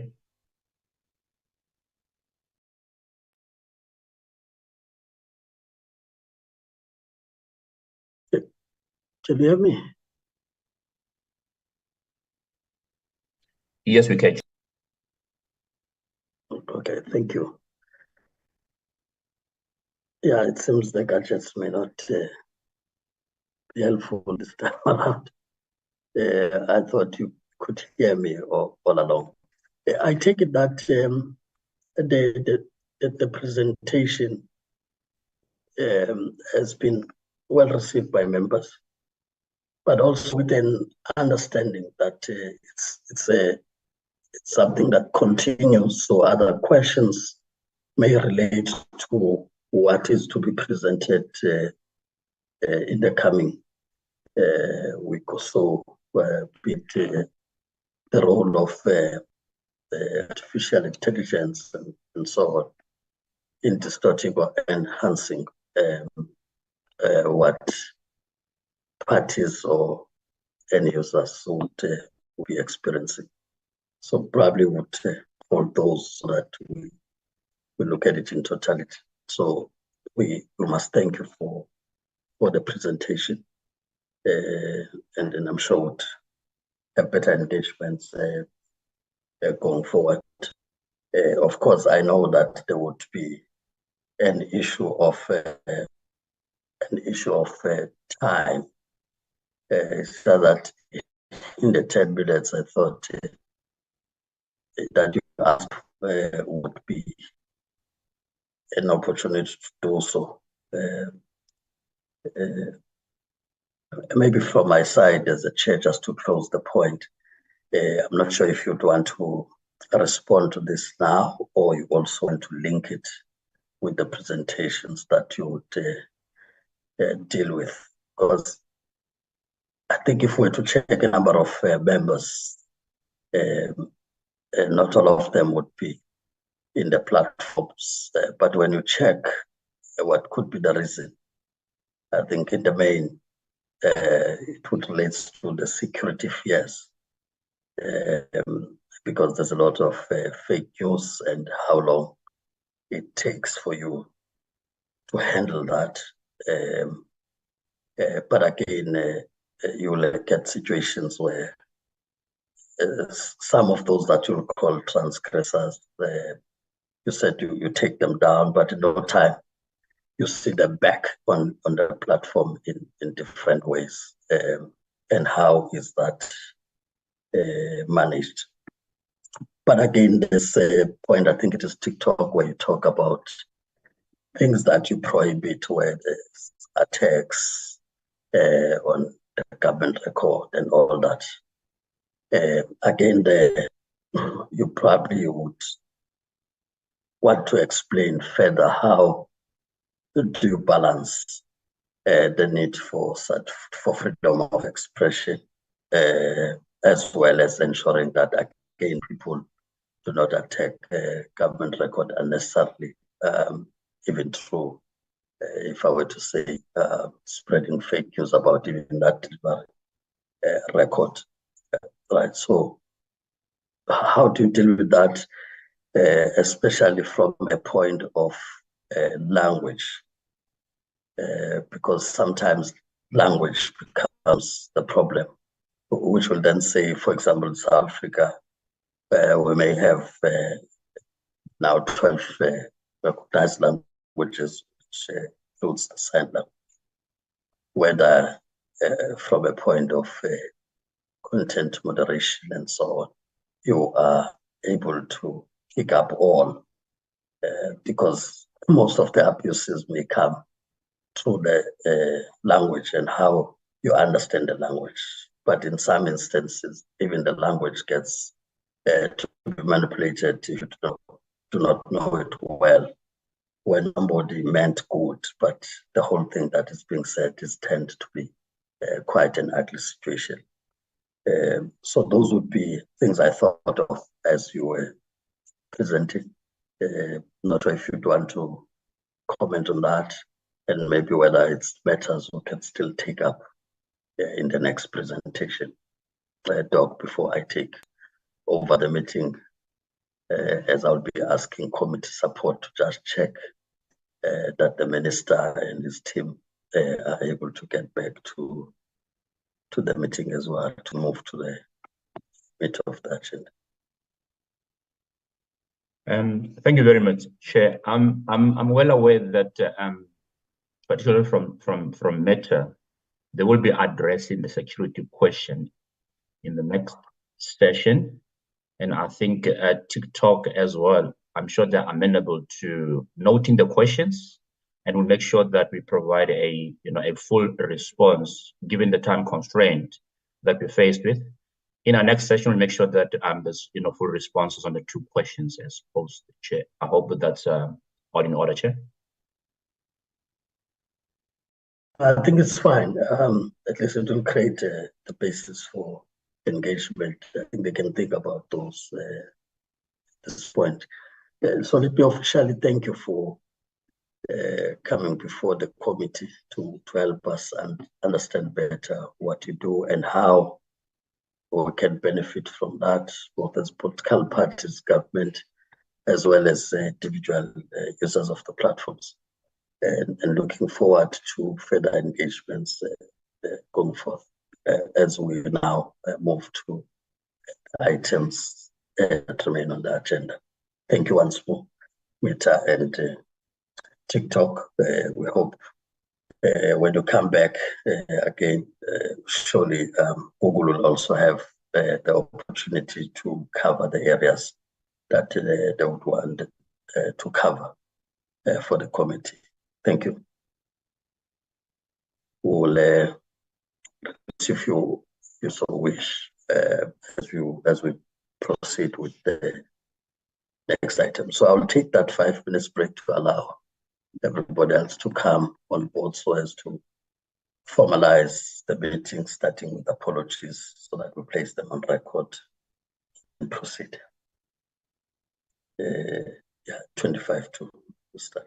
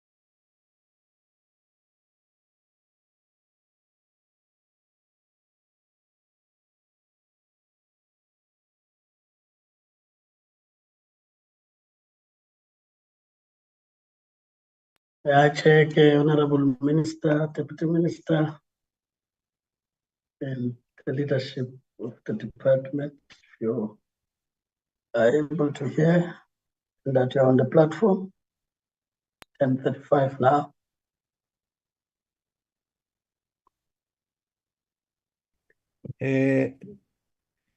Thank you, Chair. Greetings to you and the honorable members. I am here, Chair. I think the minister should be joining soon. Yeah, let me just find out if he's available to join now.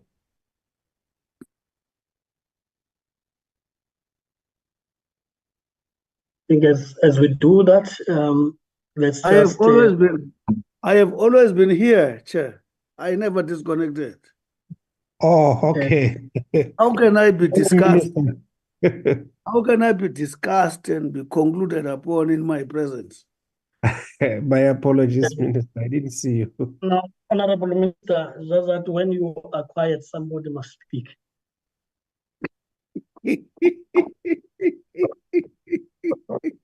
That's what it is for. I think honorable members can just check. We are done with the training. Will continue next week on their availability. But just for purposes of placing matters on record, that from the platform we do have members to continue to do the actual work of oversight, but we also need to place on record the apologies that would have been received by the office. May I just check committee support for purpose of record? Chairperson, we have apologies from Ms. Putlani and Ms. Mazzoni. Thank you, Chair. Honorable Putlani and Honorable Mazzoni, an apology. Chair, good morning, Chair, yeah. And members. Just to add to that, we have an apology from Mr. Tambo, but Mr. Pambo is attending on his behalf. Thank you, Chair. Okay. Thank you. That's those that would have reached the committee. May I just check if from members there are any apologies that may have not reached the office so that we place that on record. If not, I'll take it that with the numbers we have to proceed, as well as the apologies that have been received, I take them to be granted, having received them on time, and that we're able now to proceed as such. Honorable Minister, as the committee support once again flight the agenda of the meeting. It's just to once again indicate that we will do as we usually do, which is to give the ministry in the way you'd have planned to do an overview, and that overview it's also an opportunity to take the committee and South Africans into confidence on matters that are of interest to the country, but also what is coming before the committee. So we'll do that briefly. Thereafter, based on the way you've planned your presentation, then get to the presentations. So the first being that of the BDM by entities that are the members would have seen that report. Then we then get a briefing by the department on the proposing of SITA as the second one. But the approach we want to take is to really do the presentations at once, which is item 2 and 3, and then take the discussion so as to maximize the time, understanding that other members may have to be physically in the house. Make a discussion after that. And thereafter, item 4 and 5 are really items of the committee, which is the adoption of minutes and the reports of the committee on the first and second quarter for both DCDT and GCIS. So those are committee items. So the presentations would really want you to really focus on salient points, department. So to give overall 30 minutes. That's why I want a combination of item 2 and 3, so that will allow space for members to engage the presentation. So we do so as to ensure that those members of the public who do not really have access to the documentation at least have a sense of what you are to raise with the committee, and then take up a discussion. I hope that's clear, Honourable Minister, as I welcome you on the platform to the overview, and thereafter, as I said, will then apply the minutes allocated. Honourable Minister, recognized. Thank you very much, Honourable Chair. Maybe as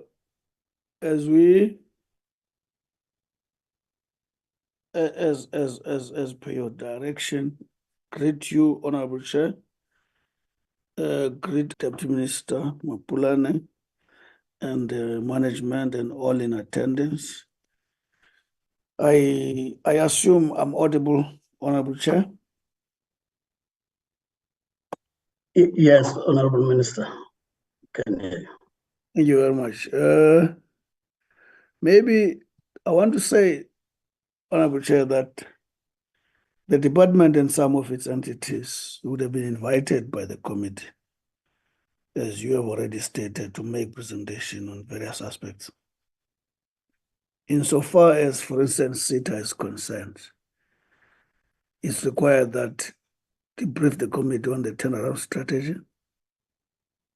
And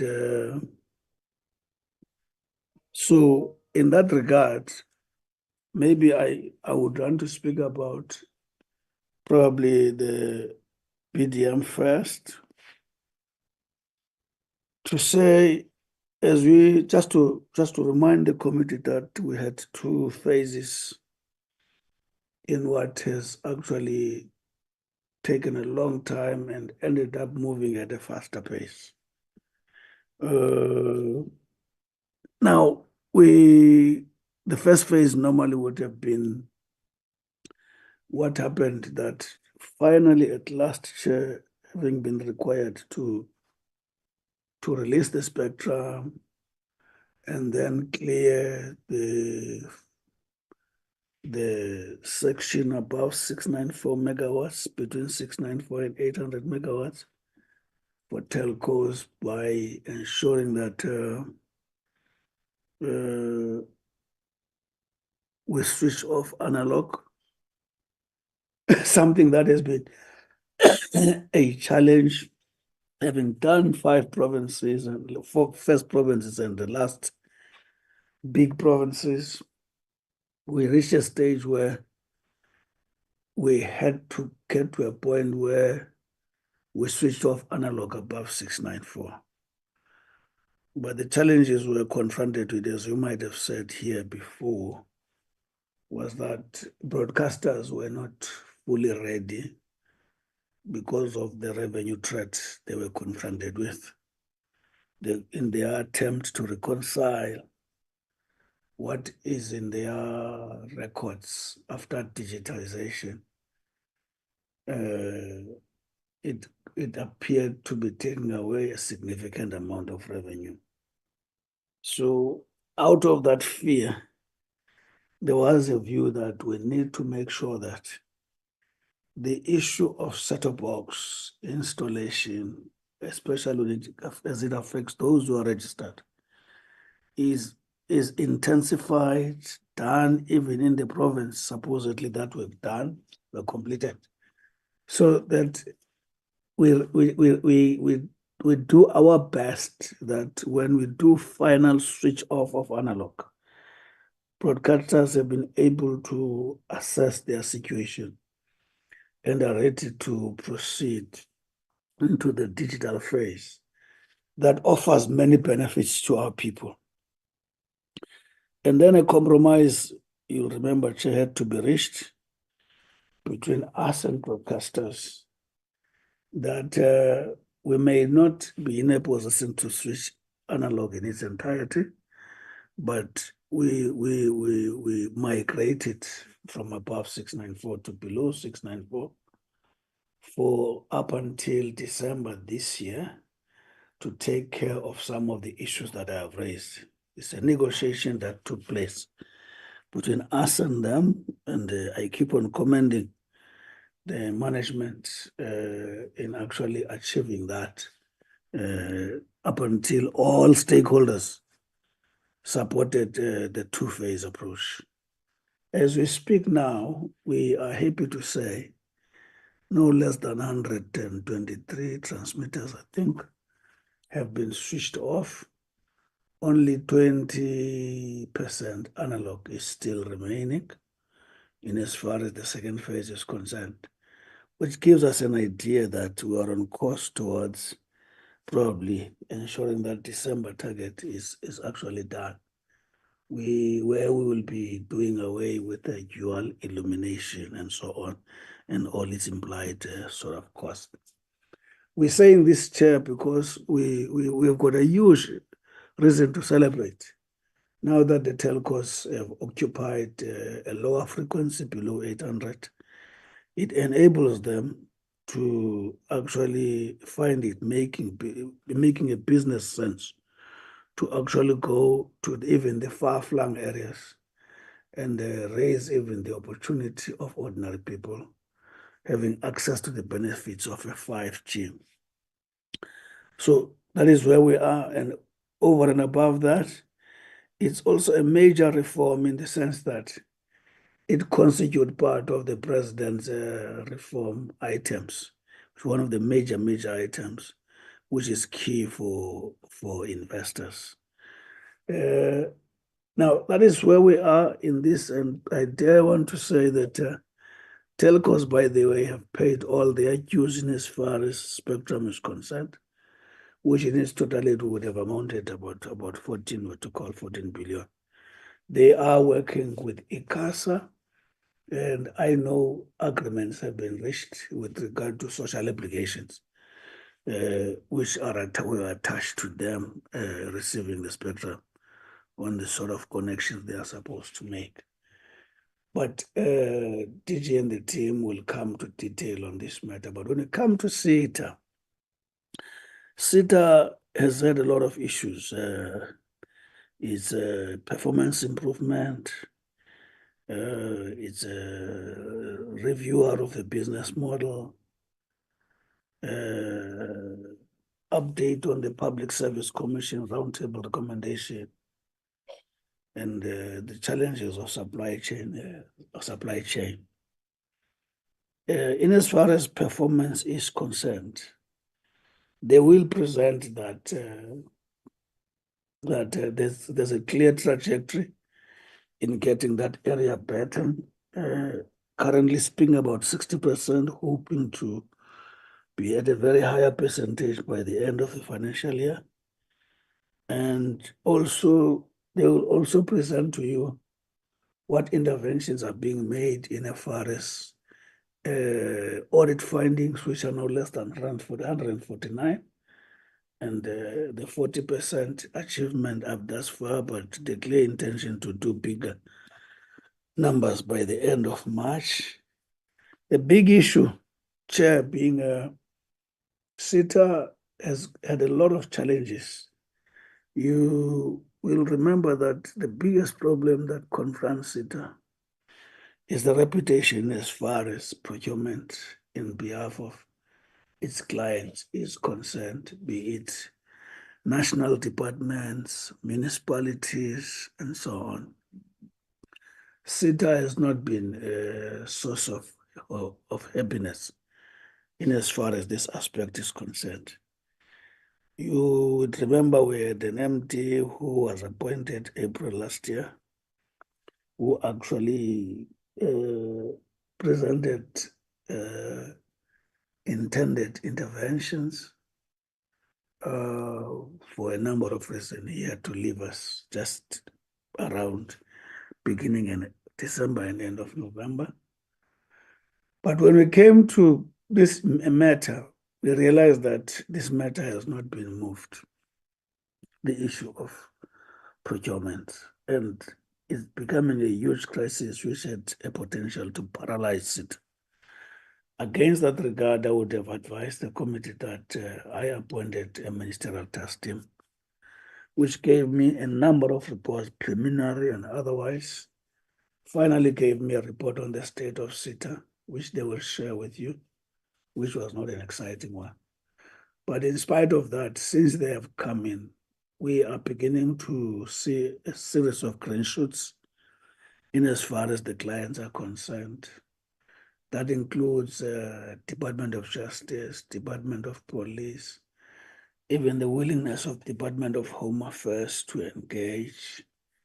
And that takes into account even Western Cape. Now we're having positive engagement with them. They appreciate the interventions that we're making, but they say the taste of the pudding is in the eating.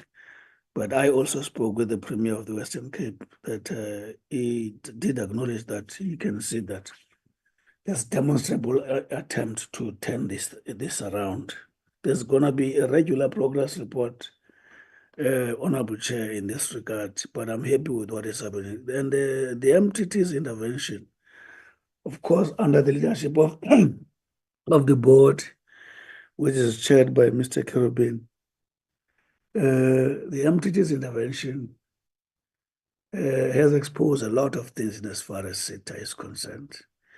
It has exposed the issue of a need for SITA to be exemplary in as far as technology, in as far as modernization is concerned.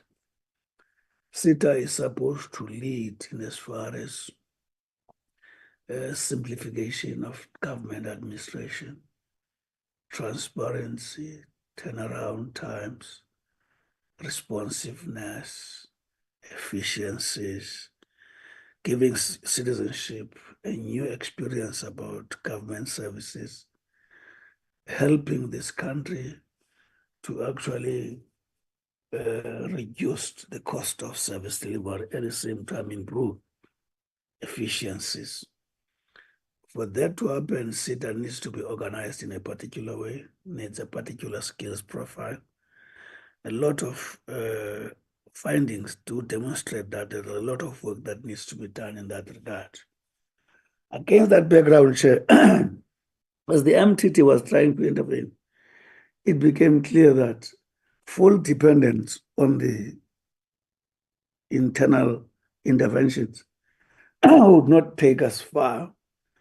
You needed a combination of both internal and external. It's against that background that we took advantage of the vacancy of the MD, and then the board took that advantage by appointing an acting MD from outside and a chief procurement officer from outside. The combination of the internal and external is the one that seems to be giving us this series of green shoots that I'm speaking about.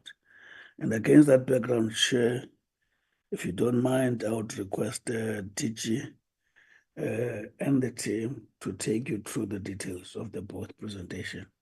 Thank you, Chair, for the opportunity.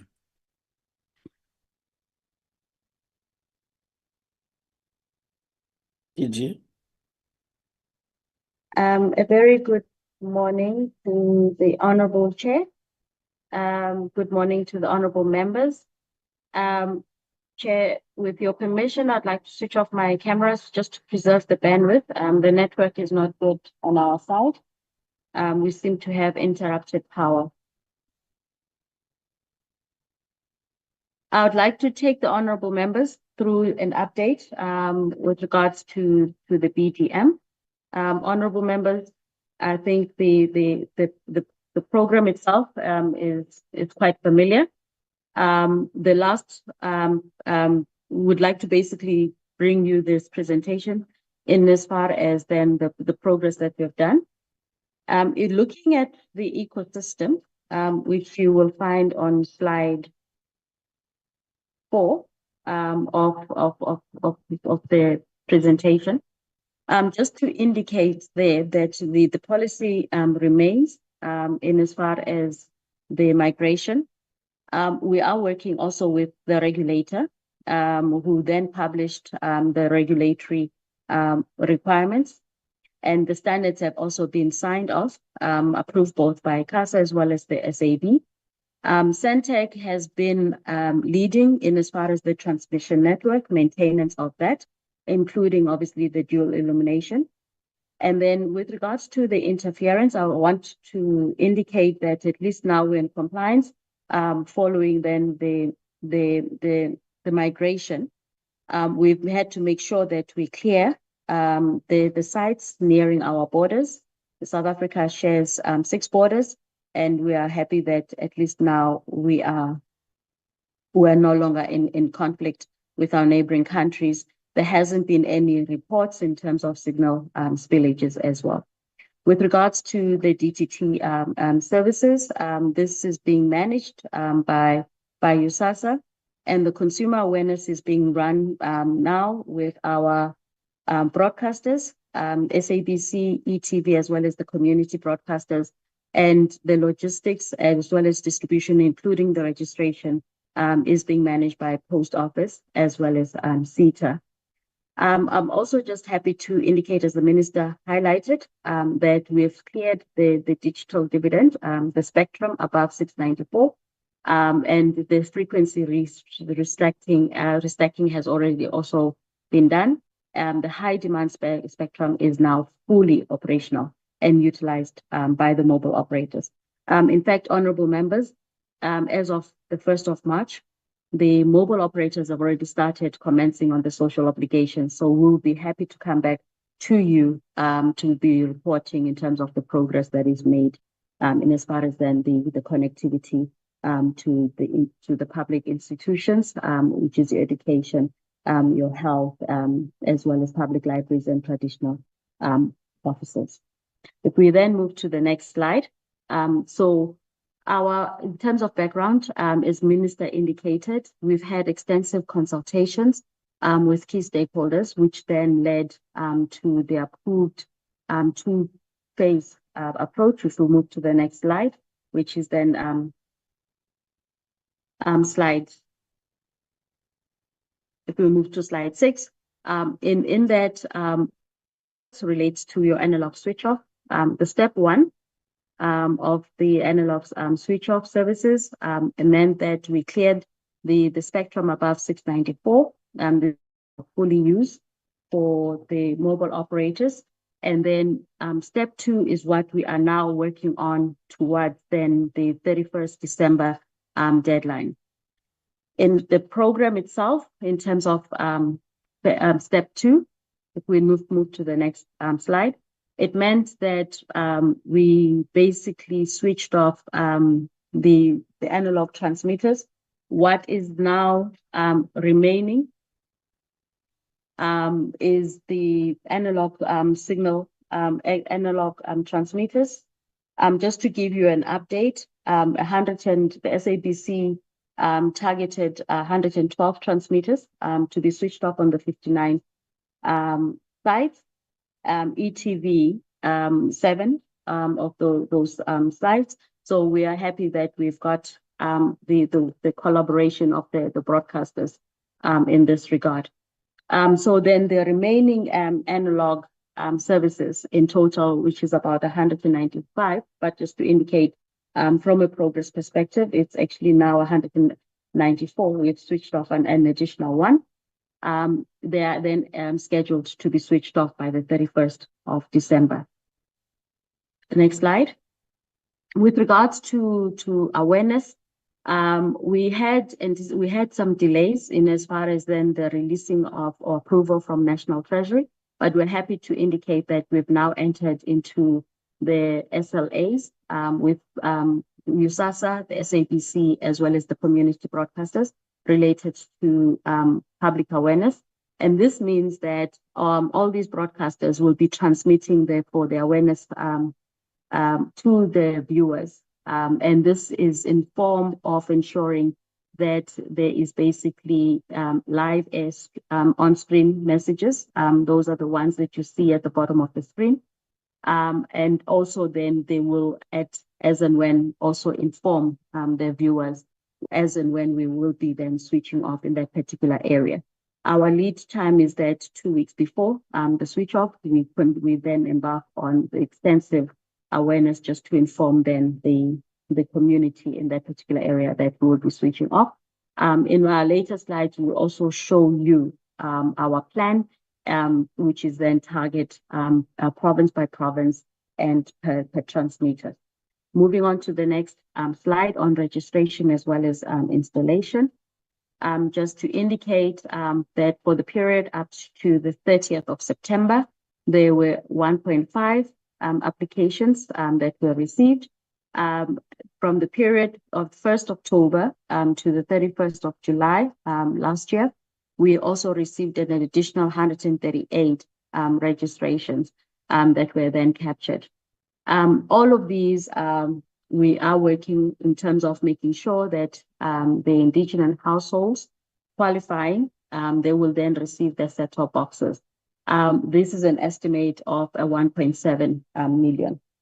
So the Sentech has been working with then the installers to ensure that we do then the installation.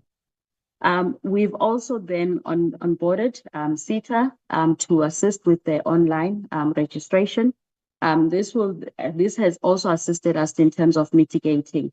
Obviously, as you know, that the post offices, some of the post offices have been closed, and therefore we needed to make sure that we have a much more viable, sustainable platform, and that information will be available post even the period. The next slide basically depicts in a tabular format the registration as well as the installation updates. If we then move to the next slide related to the procurement, just to then indicate that we've also ran out of the DTH decoders. So USSAASA working with Sentech, we've procured an additional 200,000 decoders. The first batch will be available as of this end of this month, and by the end of April, the second batch will also then be available, and these will also then be distributed directly to the households. In terms of the challenges and mitigation interventions, are indicated that whilst we experienced delays, we're happy that at least we signed now, we finalized the SLA agreements in this regard. If we move to the next slide, this is what I've already spoke to in terms of then the conclusion of the program, so that we can ensure that we're able to meet the 31st of December deadline. Our focus is that we're conducting field monitoring and looking in terms of quality households. In fact, the team from the department, as well as working with the team from Sentech and USSAASA, they are on the ground, including our internal audit officials, to basically perform oversight monitoring and assessment in terms of what is there. So they've already started in Gauteng today, and they will then be proceeding to Eastern Cape, KwaZulu-Natal, Western Cape, Mpumalanga, and Limpopo. And we've already had done a preliminary assessment in the pre-state done by our internal audit. And therefore, this has assisted us in terms of looking at the shortfalls that we had, and also then to address how then we can also ensure a much more efficient installation, as well as the BDM program. We move to the next slide on the stakeholder consultation. There are regular engagements that we had. We've got a task team, a BDM steering committee that we convene, or convened by the DDG, as well, along with the heads of our entities, as well as then the broadcasters, the free-to-air broadcasters, and the community broadcasters. The work stream meets every 2 weeks to track the progress and review in terms of the sequence of the switch off. The team on the ground, they conducted the oversight with the local government structures in terms of the program. On the consumer awareness, we also have a consumer awareness work stream that is led by the department. And there we also have then the participation of key broadcasters, including also we've ramped in the GCIS to assist us with our consumer awareness campaign strategy and plans. These plans are also reviewed, and obviously then, as I said, the broadcasters have now, from the SLA, signed on to then say they will assist us in ensuring that we are able to ensure that the message is transmitted, and that we are also assessing in terms of the viewership participation. We then couple this in terms of, as you know, honorable members, the government is responsible for indigenous households, along with obviously ensuring that the entire country migrates. The broadcasters also have then their responsibility of ensuring that what we call the missing middle, or the middle class, who are not subsidized in terms of set-top boxes, they do go out there and also then get the necessary devices as well. So the work stream then meets weekly to then track the progress and review then the approaches. Sentech has also been roped in to assist with in terms of the aftermarket support. We've been working with the municipalities and traditional authorities in ensuring that we disseminate the information. Honorable members, you know that in terms of any technology or device, there could be some false or messages that one cannot, or even the signal itself not coming through.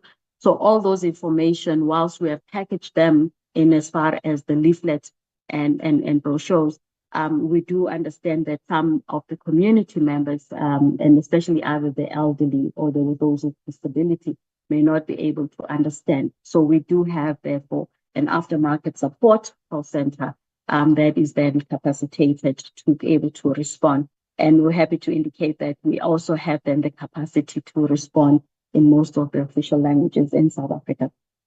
If we then move in terms of our way forward with regards to the program implementation, we are then looking in terms of the continue with the implementation. If you then move to, if you look at the following slides, which I will not go into details thereof, as I indicated, they basically have a sequence priority, as I indicated, broken down province by province, but in terms of the sites themselves. And we've basically targeted as to when, which period that we would be doing the switch off. And this is basically to ensure that we are able to track then the progress. This must be led, as I indicated, by an extensive awareness, proper that we meet the minimum threshold in as far as then the installation in terms of households, and then be given the go ahead by the broadcasters to be able to switch off. The final switch off of transmitters, as indicated, we are anticipating that we will have it early in December. There are 191 transmitters remaining to be switched off across all provinces. Obviously, many of those are with the SABC, but we also still have a few remaining from, I think, 37 transmitters remaining from ETV. And we also, from the community broadcasters, we have 4 that are also still remaining. So those will then make sure that we do switch them off on time. If we then move to the concluding slides, just highlighting in terms of our risk and our risk mitigation measures that is put in place, as I indicated, over and above the bi-weekly engagements that we have through the steering committee. We've also then been assisted by our risk officers to ensure the tracking of this particular program as we now move to the conclusion. What we've highlighted is that at all times we have to ensure full collaboration and buy-in of the stakeholders, and more especially the public and private broadcasters. And so to mitigate this, we ensure that this regular engagement will flag basically all the concerns that we have. The planning coordination is central, and the implementation is also tracked progress, so that we're then able to meet our deadline. Up until now, we're just giving the assurance that government, we are therefore confident that we are moving to the December 2024 analog switch off timeframe as it has been committed. Thank you very much, Honorable Chair. I would like to hand back to you and the Minister. Thank you.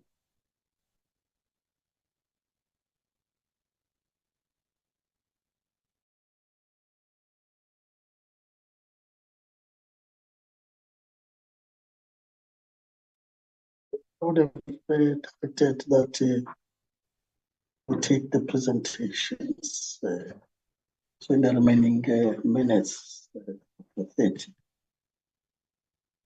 we take SITA and then have engagement for that. Thank you very much, Honorable Chair.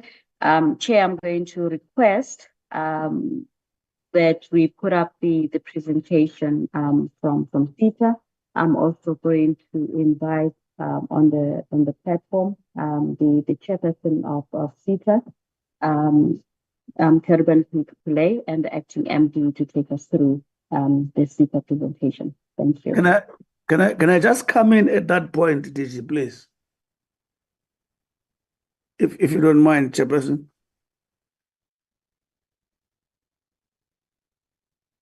Yes, Honorable Minister, and I'm sure you're not asking for extension of time. I'm on the platform. Okay. No. Honorable Chair, I think you also said if there are any things that I should take the committee to confidence about, and I realized that I did not address, there could be an element in that regard. But now the weakness I have is that, but that can happen during the course of the day. Chair, there was a debate whether the year-end judgment on the board, the order is suspended or not. Chair, that has landed in court. Now it is official in terms of the latest judgment. Order is suspended. All we can do, we can provide. I hope that can happen even before the committee is over. I just wanted to articulate the issue of the board, Chair, that it's official. I think it was that other Friday, I'm just forgetting the date now, a judgment between by a senior what to call Supreme Court suspended that order for a number of reasons. Just to put it for record before the portfolio committee. We're not worried, we'll give you the records in that regard, because I don't have it with me now, because I did not think about it, I was coming here.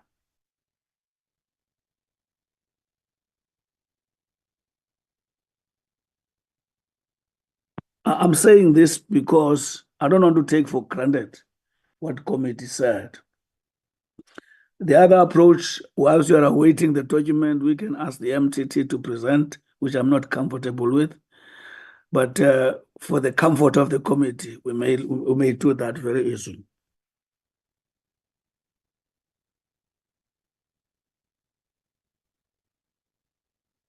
Honorable Chair. No, thank you, Minister. I think maybe for us to avoid discussing which document and which opinion, and we'll lose the focus of the essence of the matter before us.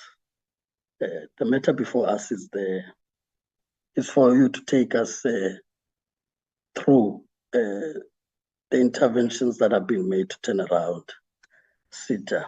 You've also put up, as you said, the MTT, which will also present before the committee.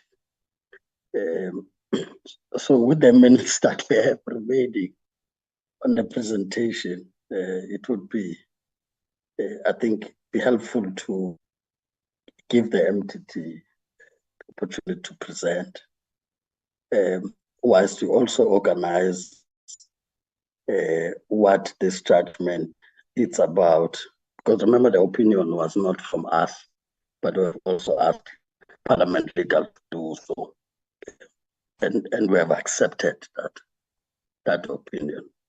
So that the meeting is not taken to discuss the board or no board issue, but discuss the presentation that we prepared to share with the committee on how far you are. Want to ask the minister so that we do not prolong the discussion. No, thank you, Chair. Okay.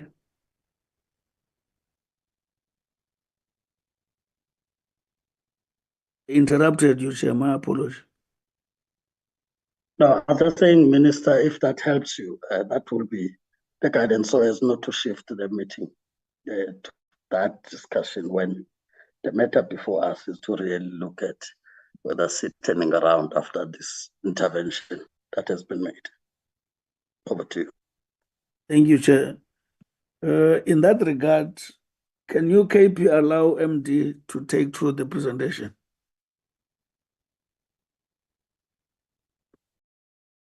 Yes, certainly, sir.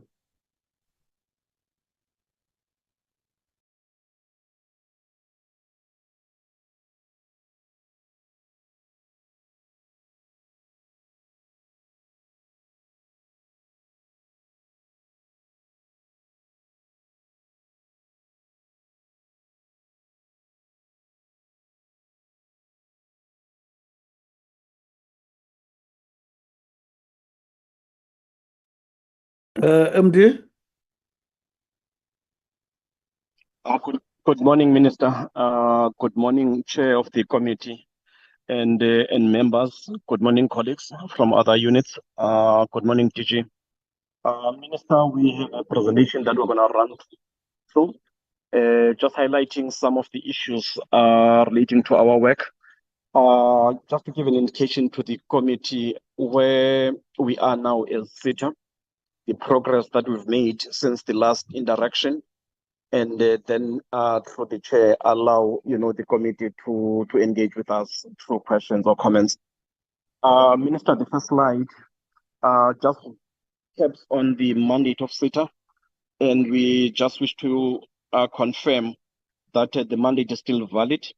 Rather, the focus must be on how we implement some of the key projects and programs that we have as the organization. Move on. Okay, the next couple of slides, members, talk to some of the KPIs, the key performance indicators, and targets that we have in our current scorecard and how overall we have performed on them. I can safely say that we have incorporated, various inputs from the minister's scorecard and also from the work that is done by the department. I can safely say, members, that when we reported at Q3, you would recall that we indicated the SITA's performance to be at about 61%. And over the last quarter, the fourth quarter, and as we're moving closer to closing it, our performance would have gone beyond that. We are chasing the 80% that the board had set for us as a benchmark. I'm not saying now we're going to meet it because we still need to close a couple of items, but that's where we're headed. Can we move to the next slide? The same slide also talks to how we have revised some of the items that are in the APP. I'm not going to bother members by going through the details, taking that the document, was read. But the main point again to make, is that we're implementing measures to ensure that we're delivering on most of those targets. And I'll come back to that point a bit later. Go down. So this is the APP that members saw the last time around. It gave an indication of how many items we have successfully executed, those that are in green, a few remaining, under the yellow section, and some of the red items where we were battling the last time around to achieve those KPIs. Since then, members, I can say that our focus has been on the yellow and red items to see if there could be measures that we put together to make sure that we reduce the red and yellow and increase on the green section of our KPIs. I'll talk more about that. Next slide. So again, that gives just a high-level summary of the performance issues. For example, out of 21 items, 14 are in the red and yellow zone. 6 are red, where our most focus is, and 1 is a target that we had thought then that we're likely to meet, but we didn't just ignore that one. We have taken measures as well to still pursue that item, and that is reflected in the next slide. Can we move?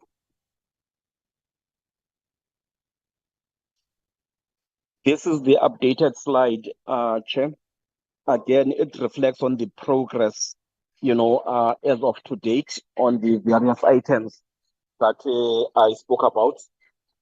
And in the extreme right column, we indicate some of the activities that we're currently embarked upon, to deal with audit items, to deal with staff items, to deal with SCM items, and to deal with item where we are engaging, particularly the Department of Agriculture, Land Affairs and Agrarian Reform, to sort out the title deed, item. We have a session with them this coming Friday to see if that item can be addressed still. The DG in the department has promised us that he will give us the signature that we've been waiting for. And at the end of the financial year, if we sort that out on Friday, we would see a different picture around that purple item. On a couple of the red items, again, the team is fully working on those to chase on some of the audit outcome issues that we needed to clear, to reduce the findings drastically from where they were previously, so that through improving controls and just attending to some of the matters that were flagged by the Auditor General. And for example, on Thursday, we have on the other matter, I think it's item M5 on the court system. We have a meeting this coming Thursday with the Office of the Chief Justice, and we're hoping that through that discussion, that matter will as well be resolved. So some of the items, as I said, Chair and committee members that are currently sitting on red and yellow are being attended to and addressed, even if we don't, succeed in addressing all of them. But the picture would have changed by the time we close the financial year in 2 weeks' time. Thank you. Let's move on to the next slide. These are some of the commitments that the minister had made in terms of some of the performance indicators and targets, in terms of dashboards to be created, the number of broadband sites to be connected, and servicing customer departments, differently, and the penalty elements in how we interact with our stakeholders, and so on.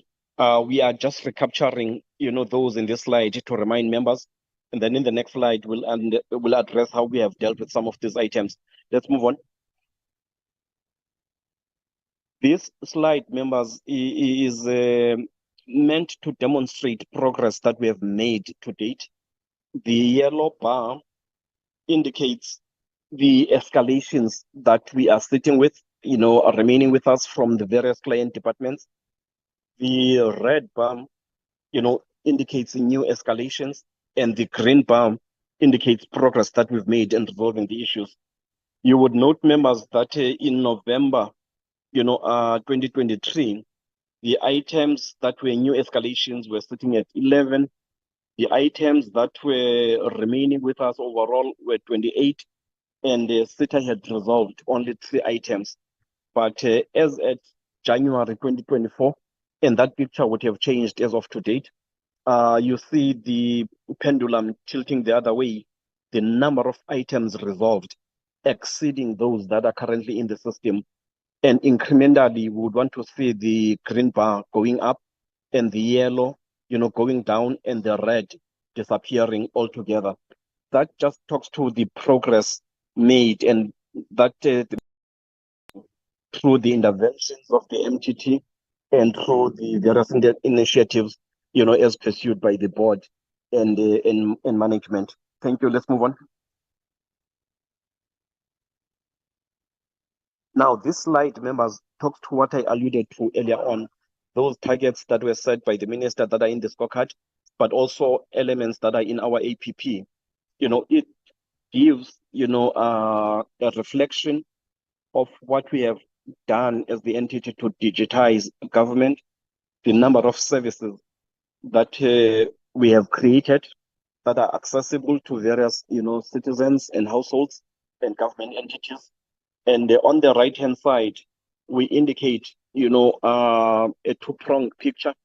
One at the top being the services that are used mostly, and we give an indication of how many people are using those, through which departments and entities. And in the bottom, we reflect those that are not as utilized as the others above. And we're investigating why is that the case, and therefore what do we need to do to market these services and make sure that they are known and the uptake or utilization also increases accordingly. Next slide. Again, this one talks about digitizing frontline government services, and members will see that around January, people were quite accessing these services online, and we see a downward trend. We are not sure as yet what is the cause of that.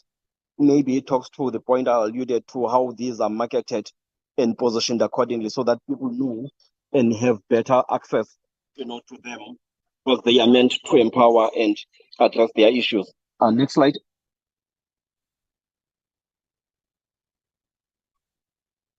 Again, this goes on to confirm, what I've said, but it raises the current slide. The other challenge that we have as government, members might have heard over the past, month or so, a number of government, security systems being breached, services, internet and others in various government being down for extensive periods.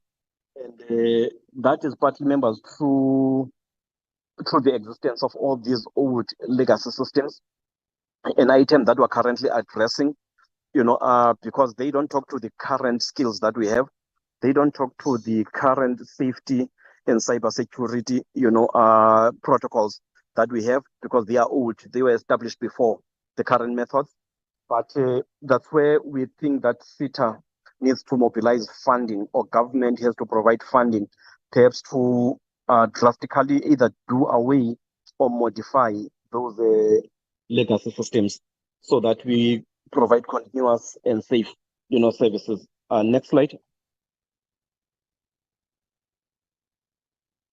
That is just a breakdown of what is in the above slide, a more detailed, articulation of the services that we are providing and what needs to be done around them, whether we rebuild, whether we re-architect, or whether we procure new systems altogether. Let's move on.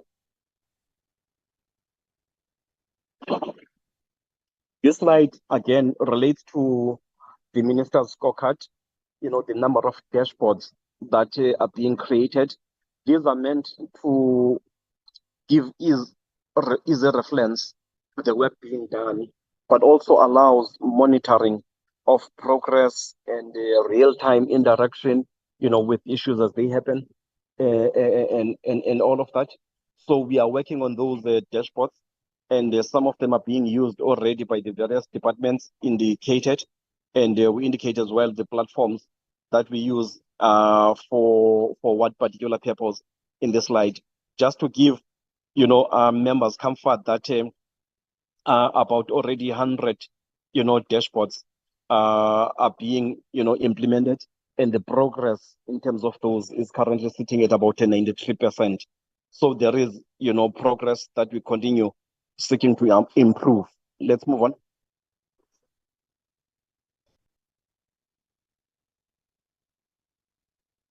This slide, members, talks to the issue of penalties. We are quite aware that SITA has not performed according to expectations. We have disappointed some of our clients, and the trust relationship has been at its lowest point. To indicate our commitment to improving our services, we are putting through the slide our next on the block, saying that the current penalties regime is sitting at 2.5%, but we're willing to take a voluntary adjustment, pushing it up to 20%, so that if we don't deliver on time the right kind of service, then we're willing to suffer penalties, something that may have a bearing on our revenue trends. And that's why then we need to jack up our capacity. We need to be more responsive, but also we need to find a different mechanism of dealing with the client requests. Otherwise, those penalties are going to kick in. That's the level of commitment that the minister and the board have put on our shoulders to ensure that we live up to expectation and make sure that we treat our customers better. Move on.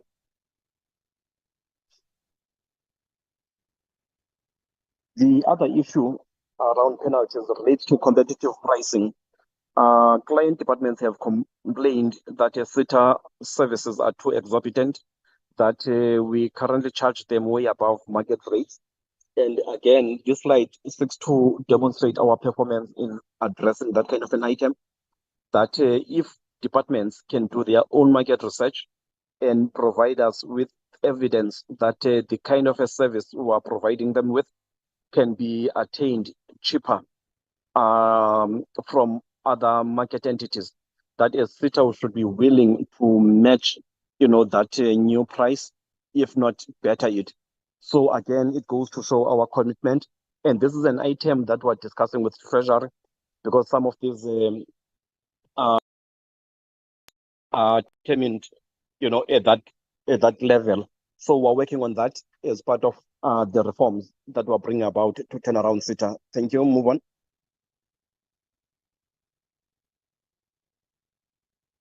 The SA Connect Phase 2, members, again, it's captured in one of our APP elements, where we talk about broadband connectivity in all provinces.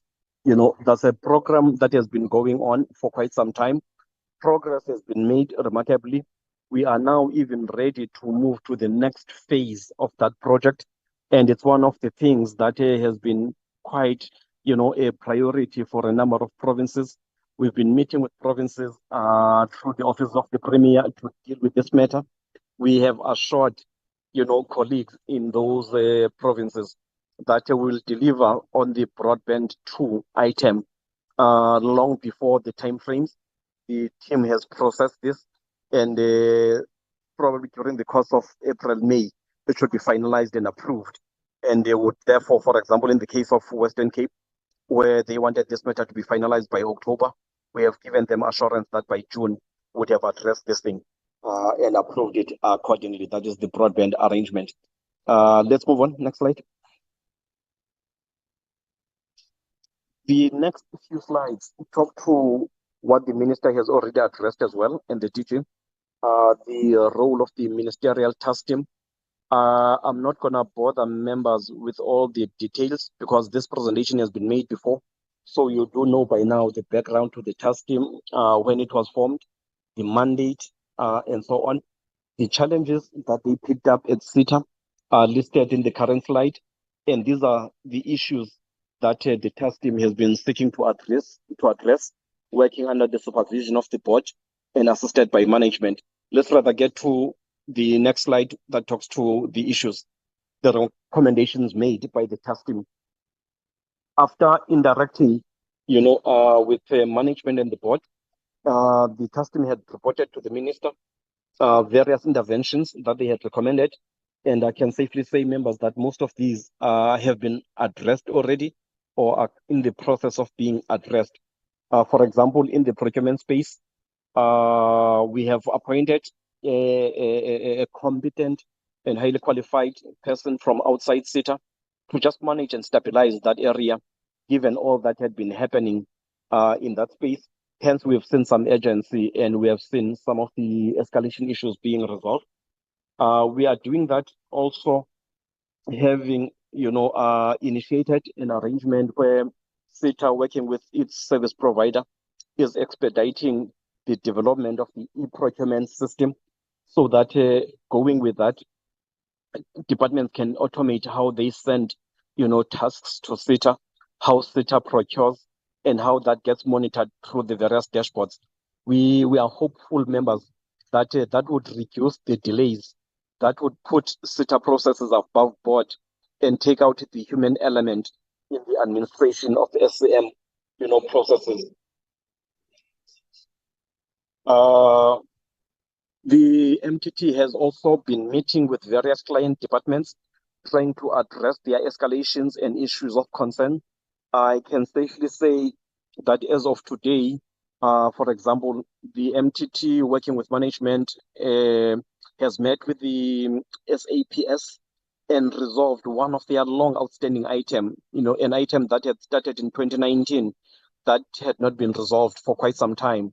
The MTT did manage to sort that out within 1 week by just introducing innovation within the ambit of law and governance, arrangements in terms of how to think and how to be proactive in dealing, with issues from client departments.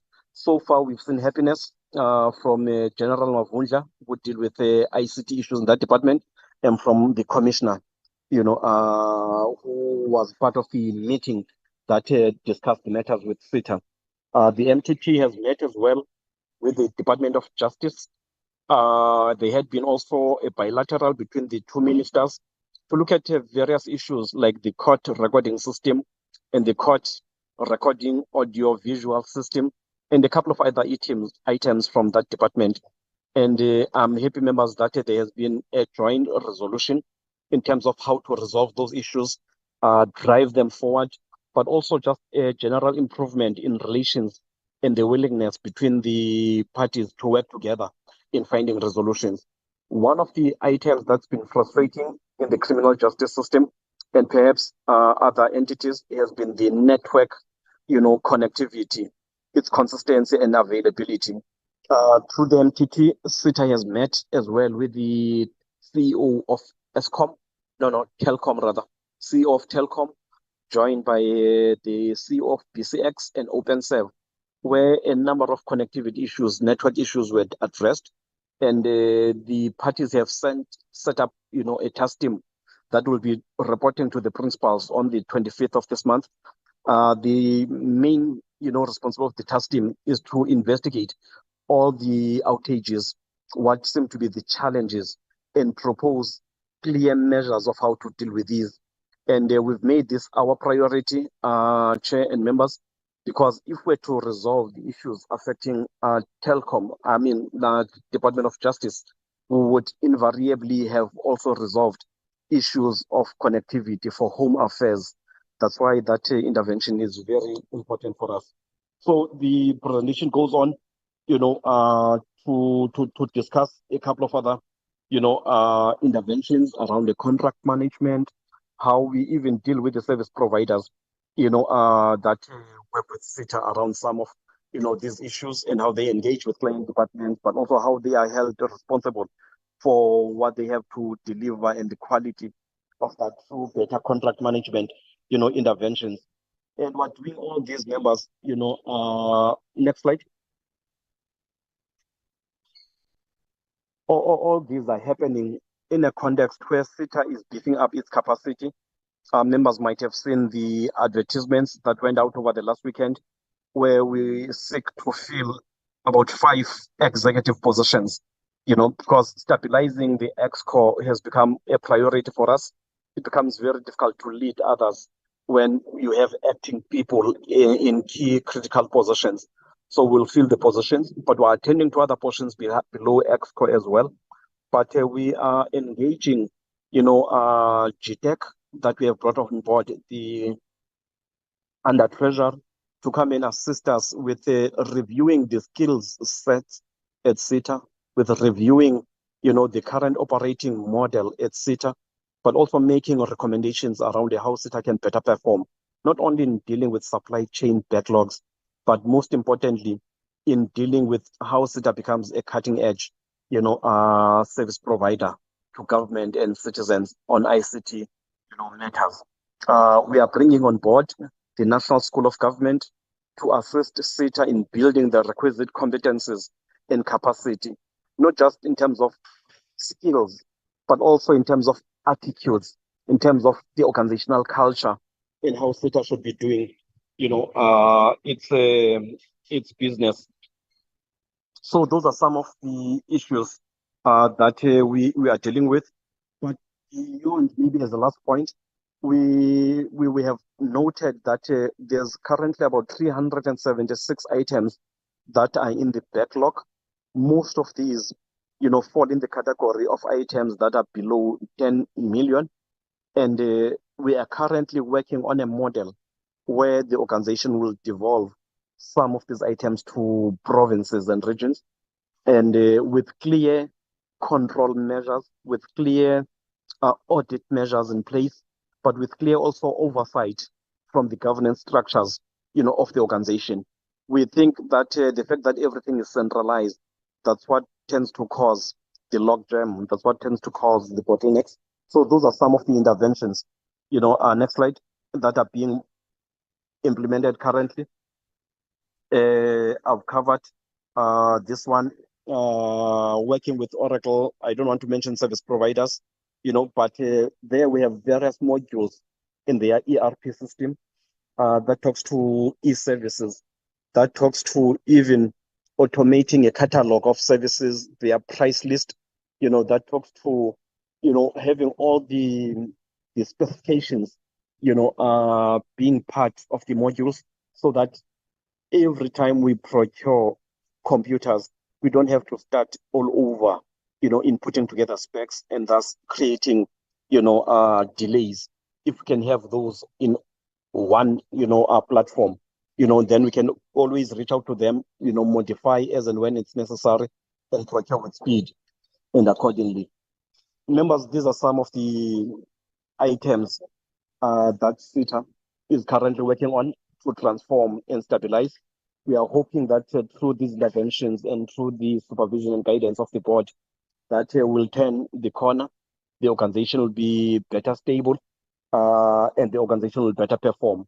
We won't succeed in executing all these, if we don't build our capacity, change the organizational culture, but also bring along with us everyone in the organization at all levels, so that the changes that we effect are not dependent on the individuals that are at the helm currently, but they are institutionalized, that they are organic. Everyone understands why things have to happen in a particular way. We do hope that with the support of the committee as well, that we will, turn around the corner and put SITA into a pedestal of being a better performing organization. Thank you so much, Chair.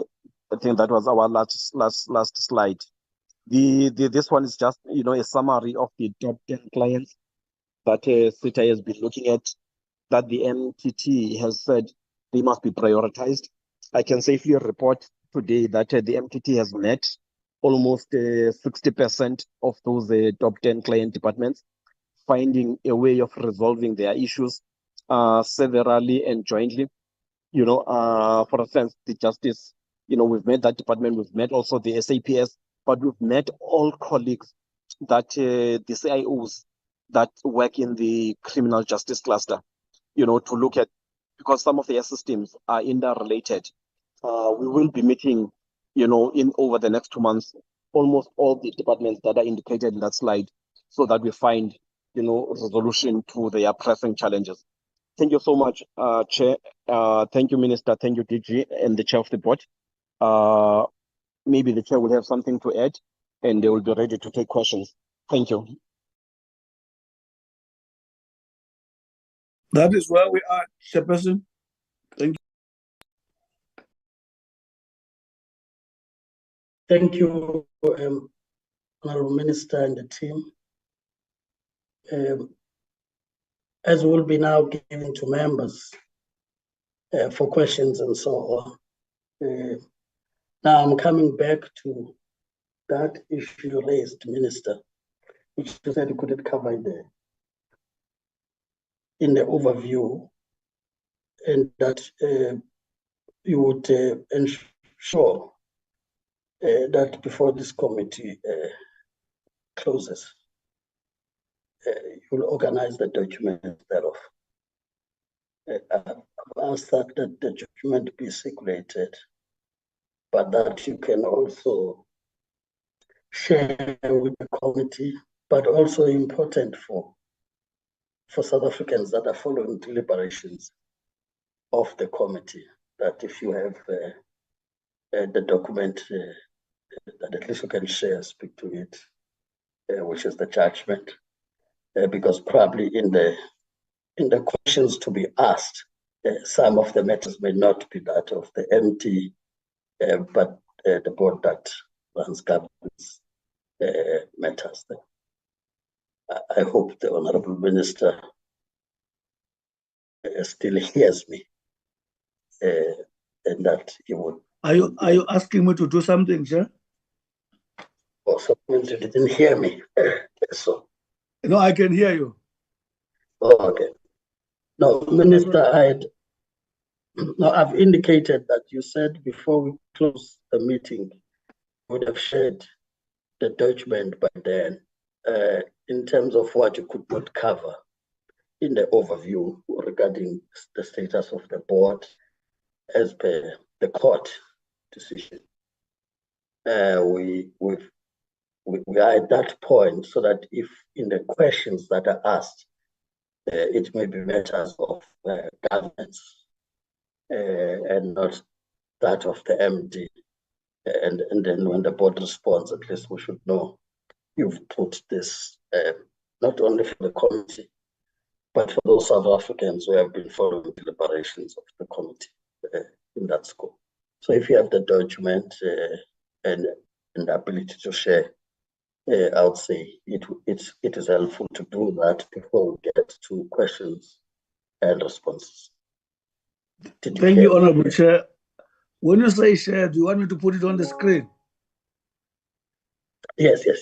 That's what I meant. Can one of your people, because I've forwarded it to you, can one of your people put it on the screen, and then I can talk to it? Anyone from committee support with the document? Chairperson, I see that Mr. Ngoma has shared something on the WhatsApp. I'll just transfer it to my document and try to share. Thank you, Chair. Okay.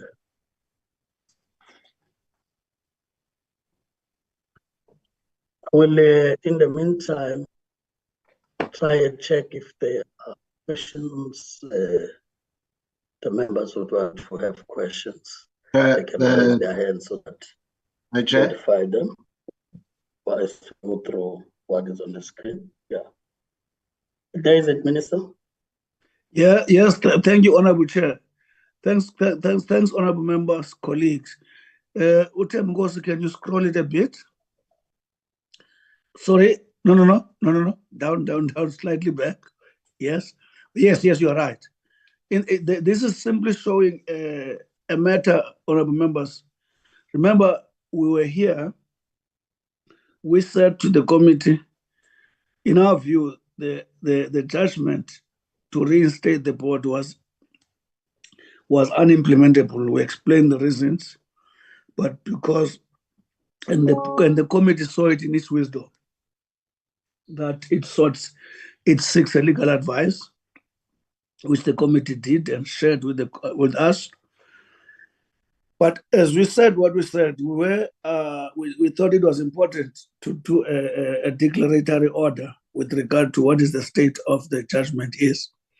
Against that background, a court said, can you let's check the date here? Is it the 1st? I think it's the 1st of March. Yes.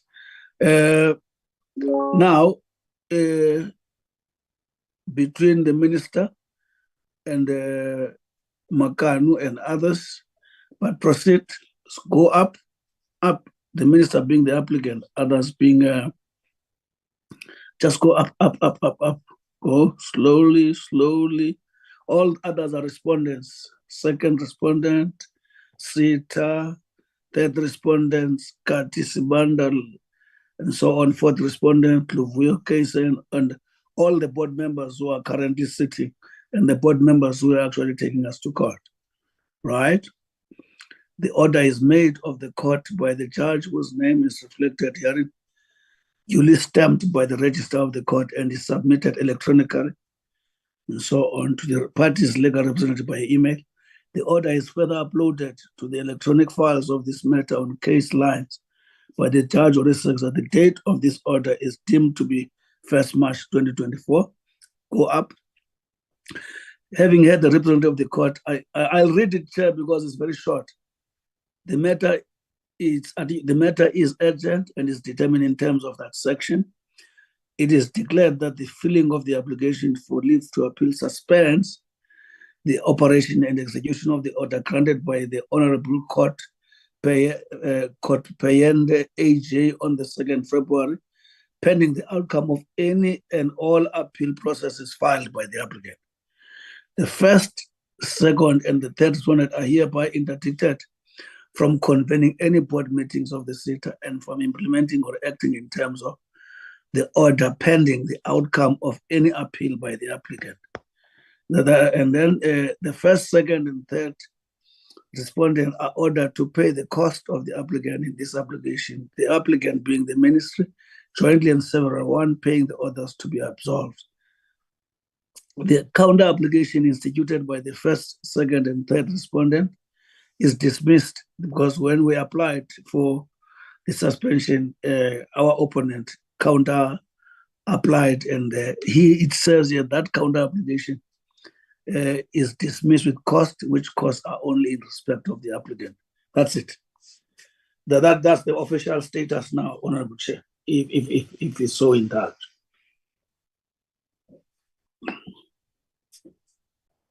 Thank you, Minister. Like I said, honorable members, that would have been circulated, but also was sending it to our legal department. But it was important that it gets to be transparent, that you said to probably have documentation before we end the meeting. I will now, without waste of more time, check if there are members who want to engage with the presentations. One on BDM and one on SITA. Can engage any of the two. The committee support will also assist me to identify ends that I may not see. Honorable members. Mulala, Chair. The Honorable Mulala. Any other hand? To check the hands now. Okay, for now, proceed, Honorable Mulala. Chair.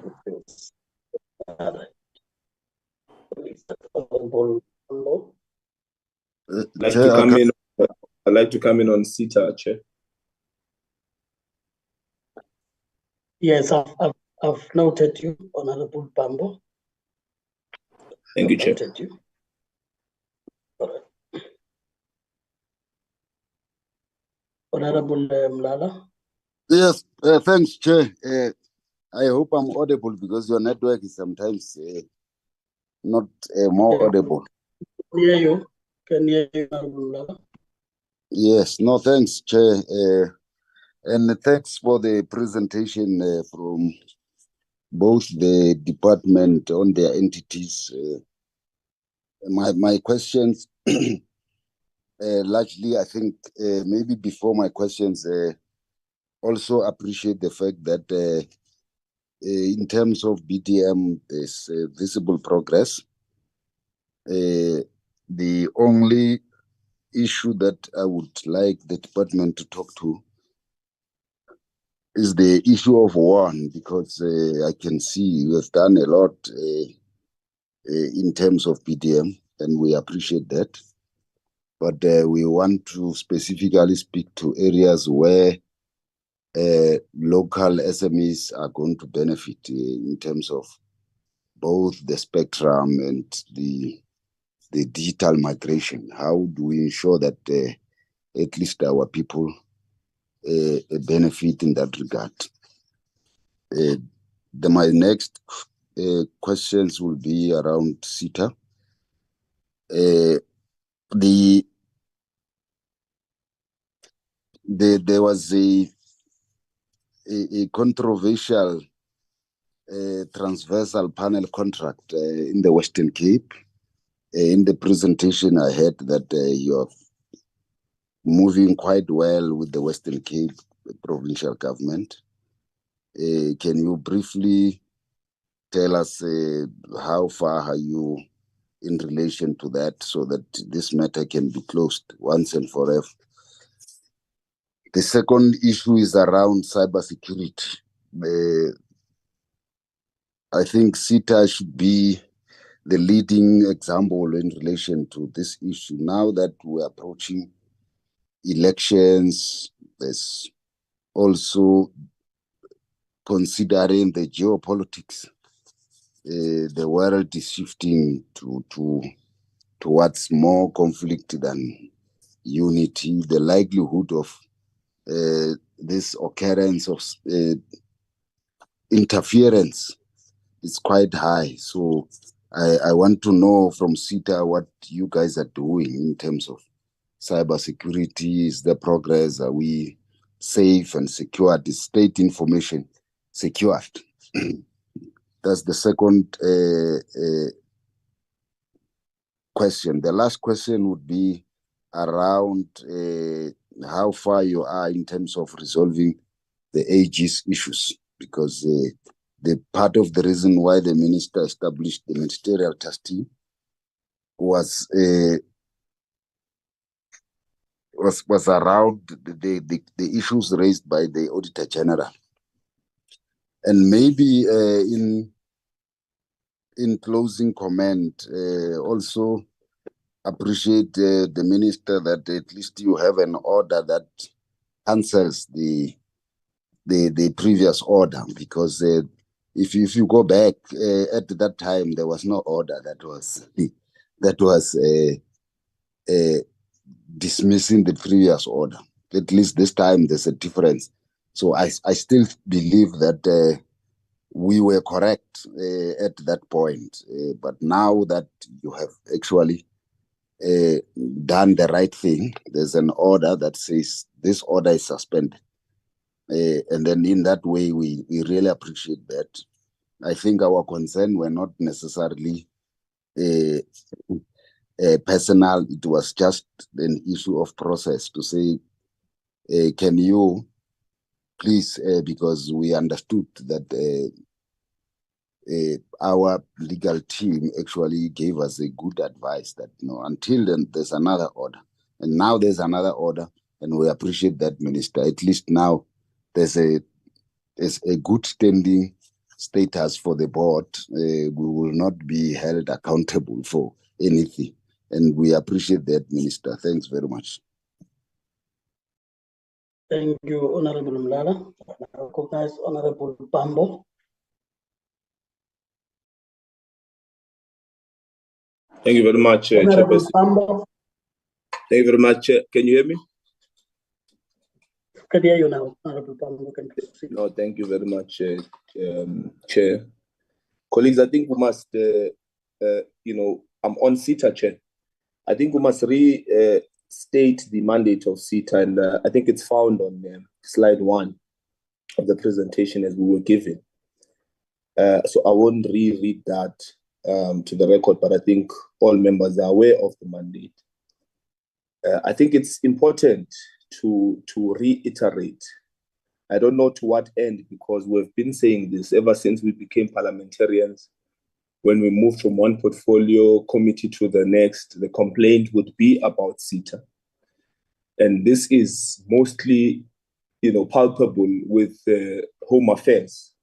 SITA has dismally failed in its mandate, and In fact, SITA is the reason for bad reputation of various government departments in terms of service delivery. You know, the EFF oversight has identified the permanent offline systems of Home Affairs, you know, and the labor centers as a failure of SITA. You know, the fact that a correctional services systems, you know, don't talk to SAPS systems is a SITA failure. An escaped prisoner can easily apply for a passport without any detection by Home Affairs that this, you know, this is a wanted person. 30 years later, we are still stuck with this legacy systems, you know, that cannot cope with the required sophistication. It's not good. It's not enough. And I don't know what is this thing that almost all the time we're told that, you know, we accept that we have failed to fulfill our mandate, we have failed to do this, but we're working on it. And I think the minister must take serious exception to this. It can't be that departments are failing. We always insist, at least as the EFF, we've been arguing that let us integrate government. But you have a department of government that is essentially of the state, which is now failing us in making sure that other, you know, departments fulfill their mandate. Home Affairs is crucial. Home Affairs is off almost all the time offline because of SITA. The next thing we're going to be told, let's go and outsource. That's the next move, as we have seen with other, you know, state-owned entities.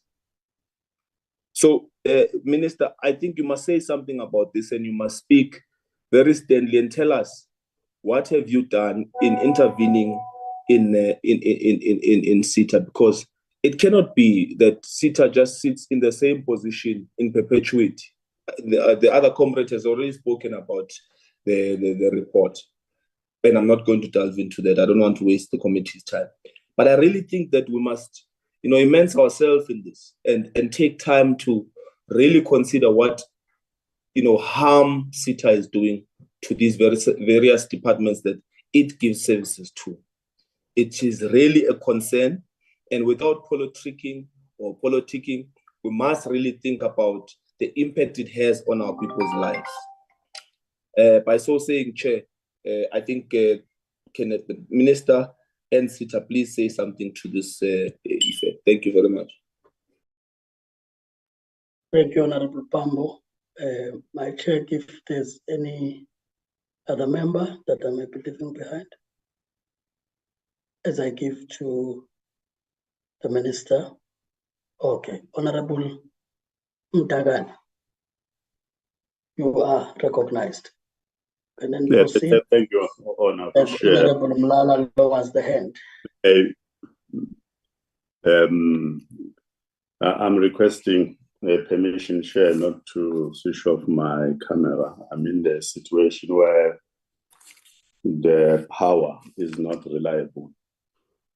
May I just pose a question, Chair? First, we are happy at least that today the minister has read the judgment against another judgment that was presented before. And I think it's a way forward, and I think it's very helpful. But I wanted to raise just a question, Chair. One way or another, maybe it would be relevant to what Honorable Pambo has raised, because I wanted just to pose a question to a department, whether it is now confident that the team they have assembled is going to take SITA to the higher level of performance. Because on many occasions, I think not just one department, many departments, even when they are developing new strategy, but sometimes the performance remains the same. There's no improvement in terms of performance. And then given the fact that the next administration is coming in the near future, I do think that would be a good idea for us who have served in the 6th administration to ensure that the 7th administration doesn't really face the same situation that we have inherited before.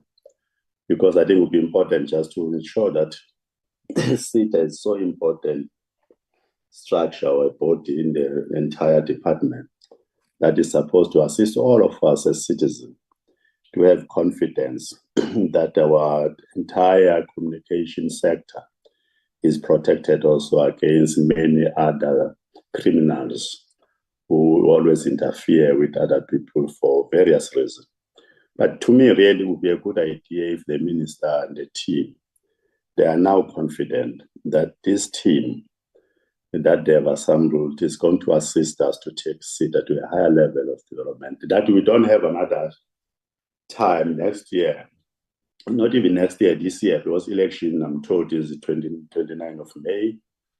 And then very soon anyway, members will also posing the very same question, those who come in that 7 administration. We should find a better way.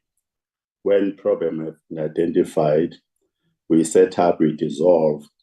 But I think the structure that we put in place of the dissolved one should be the best team that will take us in a meaningful way to the next level of development.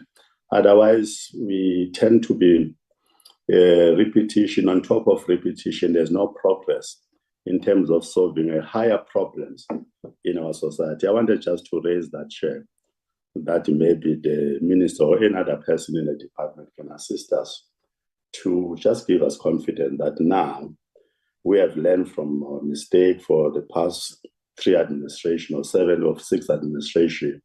This administration is solving this problem with a higher order in order for us to move to the level of development as a society.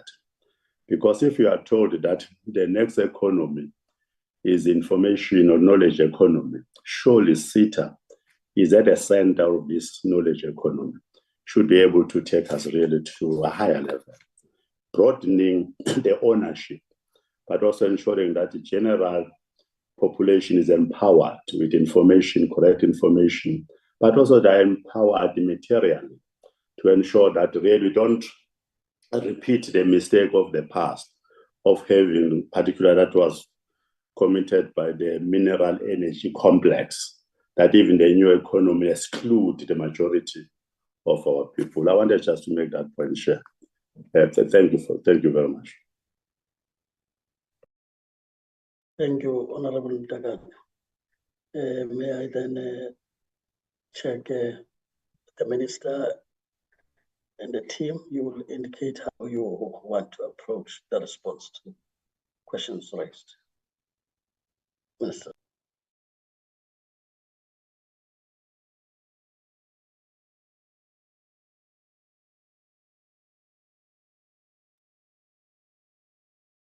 Not sure if it's me who's out. No. But I've asked the minister to respond and the team. So if the minister is probably taken out, we can get the team to respond as led by the deputy minister on how they are approaching the responses.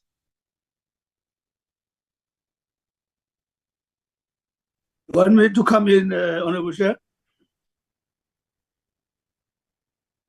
Yes, Honorable Minister, I was saying we need responses, so you'll manage how you are approaching what I asked you at the end and then your team. Yes. No, thank you, Honorable Chair. Maybe to start with Honorable Tambo. Generally, we share all his concerns. You're speaking to... That's Honorable Pambo. Oh, Pambo. Oh. Yes. I Okay. forgot. I'm used to Tambo, Pambo. No, it's fine, Mkulwa. Okay, shucks. Honorable Pambo, I think we share all his concerns. It is against that background, our opening is that against that background of his concerns, I appointed a ministerial task team, which is, in my view, is making quite a significant difference as we speak. Maybe I said in short, I'll ask the MD and the chair of the board when they come to give you progress in as far as what has been achieved this far and what is anticipated to be achieved. I agree with you. SITA has been allowed to be in this state for too long. and with huge implication for the entire state. Because if it's a technical information technology state-owned enterprise, it means it's a leader in integrating the entire state response with regard to societal solutions, improving the responsiveness, turnaround time, simplifying administration of the state, improving the experience of the citizenship in as far as the e-governance services are concerned. Maybe to steal this moment, Chair, to say, in one of the literature that I've gone through by Professor Marala, one of our distinguished South Africans in this technology, who has been appointed by United Nations to be part of the committee, which is going to look at this matter globally. He actually quotes the work of Deloitte in America that demonstrates that with e-governance, what would be the impact on America, where they said 96.7 million to 11 billion hours would be saved. In terms of money, 3, plus billion to 11 billion would be saved if the government's services would be translated into e-governance. All what this says, if you look at the mandate, which Honorable Pambo says, that mandate has to be executed because it speaks about ensuring that we improve the experience of citizens, and by ensuring that we do that through the digital technology and improving efficiency, by so doing reducing cost and improving the quality of service for South Africans. So that mandate has to be implemented, but you need a SITA that is actually organized and structured for that purpose. And the MTT, which I appointed in December, has been able to expose quite a lot of problems in a SITA. Some of them have been shared here. Maybe on a particular day we can focus on this only. So there is a progress report in that regard. I know there's this view that a lot of interventions have happened, these things remain the same. My attitude is that we are intervening in the manner we are doing now. I would request we give this a chance. Our intention is that this intervention, if we so succeed, must never be necessary in future, by ensuring that the issues of the skills profiles is in order, processes and systems are in order as the technology continues to evolve, so that whether it must not depend on people who are there now because of the tight processes and systems, because of its proper organization. It must, in other words, it must outlive people. And in other words, the focus is strengthening the institution itself. That's why we're saying SITA should be modernized, should be a reference of a modernized institution if it takes a central role in modernizing the government services as a whole. The MTT is together under the leadership of the board is actually attending that.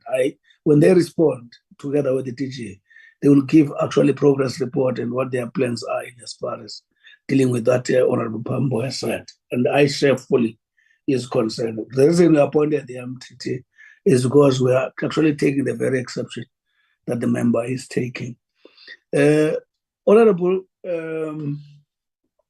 Lala, the issue of security, but of course the specialists are going to respond, is a huge issue which I would prefer that it gets a special focus, because I personally have had interactions with the mobile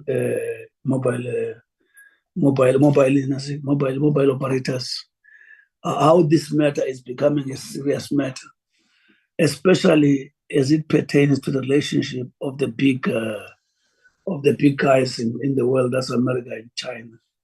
How their relationship sometimes poses a threat to small countries. I usually refer to ourselves as grass, and how we should navigate in that environment is going to be very critical.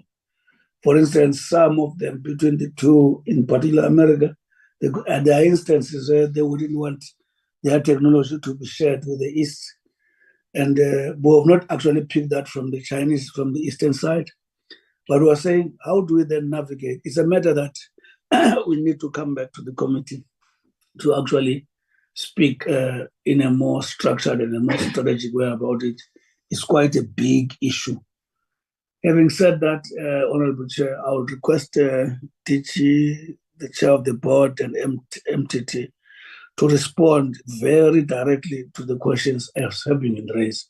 And I'm happy that honorable members understand the purpose of the judgment. Thank you, Honorable Chair. DG.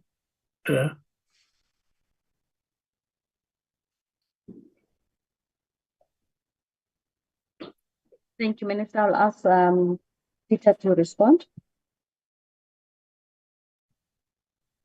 Thank you, DG. Through you, Chair, Minister, members of committee. My name is Kiruban Palai, and I'll give quick feedback from a board perspective and then hand over to MD. The questions asked by Honorable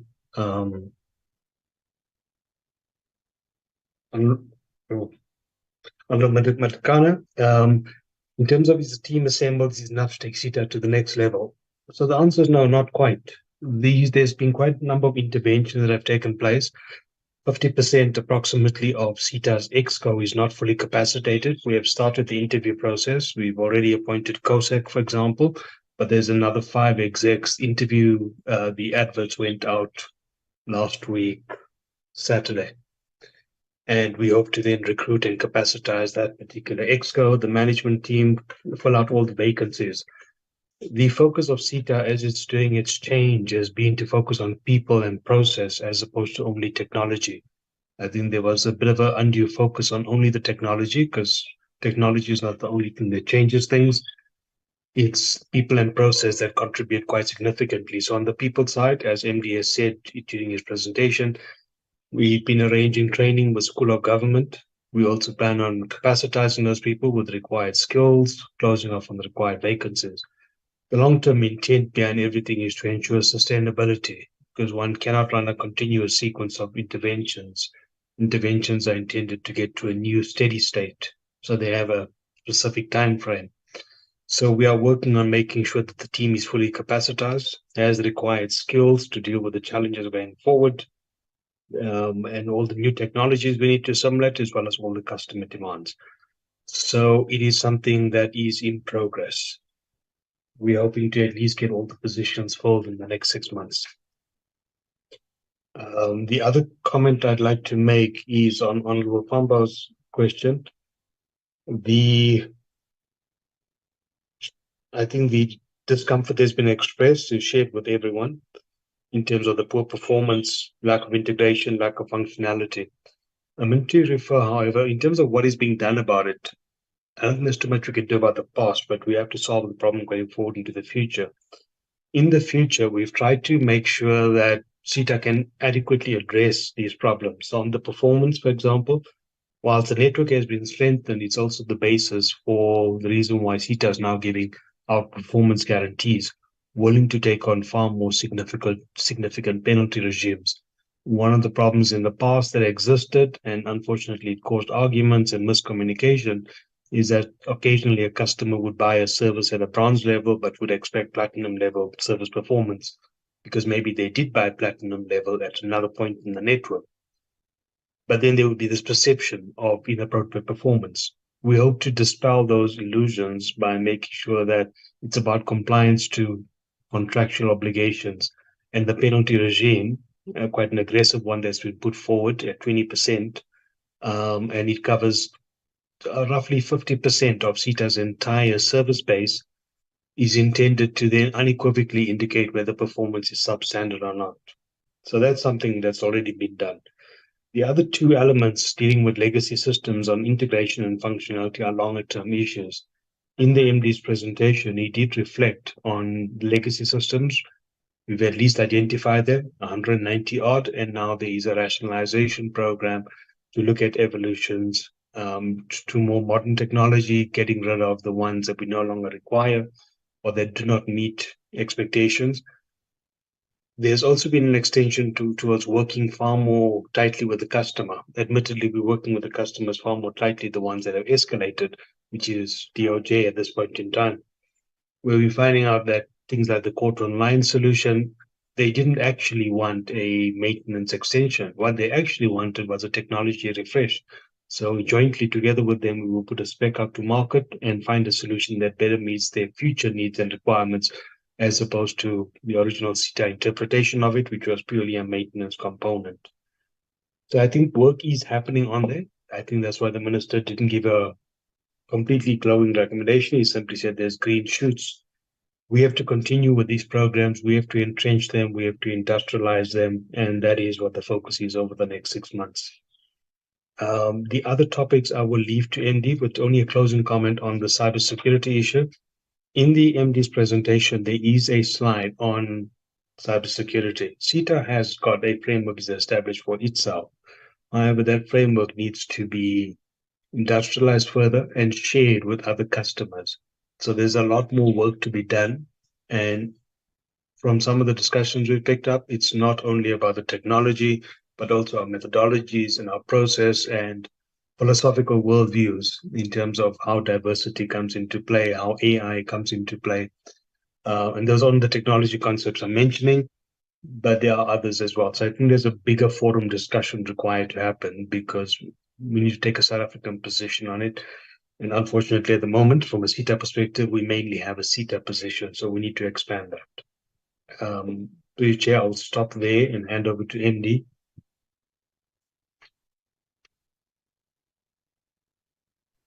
Thanks, Chair.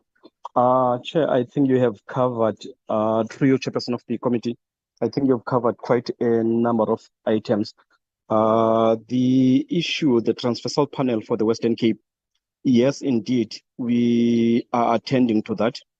We are finding one another with the leadership of the Western Cape. We've met with the DG, the CIO in the province, and the other senior officials from the Department of Education, Department of Health, and their legal representatives. We have agreed on a joint solution such that we may not have to go to court to oppose one another as government. They had requested, for example, Minister, some documents, and they had been battling for some time to get these. That's what, complicated the relationships between them and SITA. But after we met, within an hour, they had pretty much almost all the documents that they had been asking for about a month, but not getting. It's again what I alluded to, members, that thing of being proactive and responsive, doing things differently, but also being, alive to client issues and concerns. So long as all of that is done within the ambit of good governance and within the law. So yes, I can safely say that we have found a resolution between ourselves and the Western Cape government on this matter. We even proceeded to discuss their other priorities that they want SITA to attend to. As I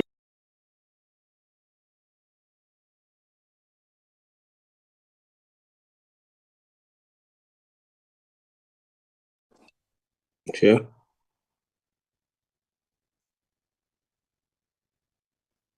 It's me, it's like it's muted. Yes, Chair. You're muted. We couldn't hear you. So I thought it's me alone.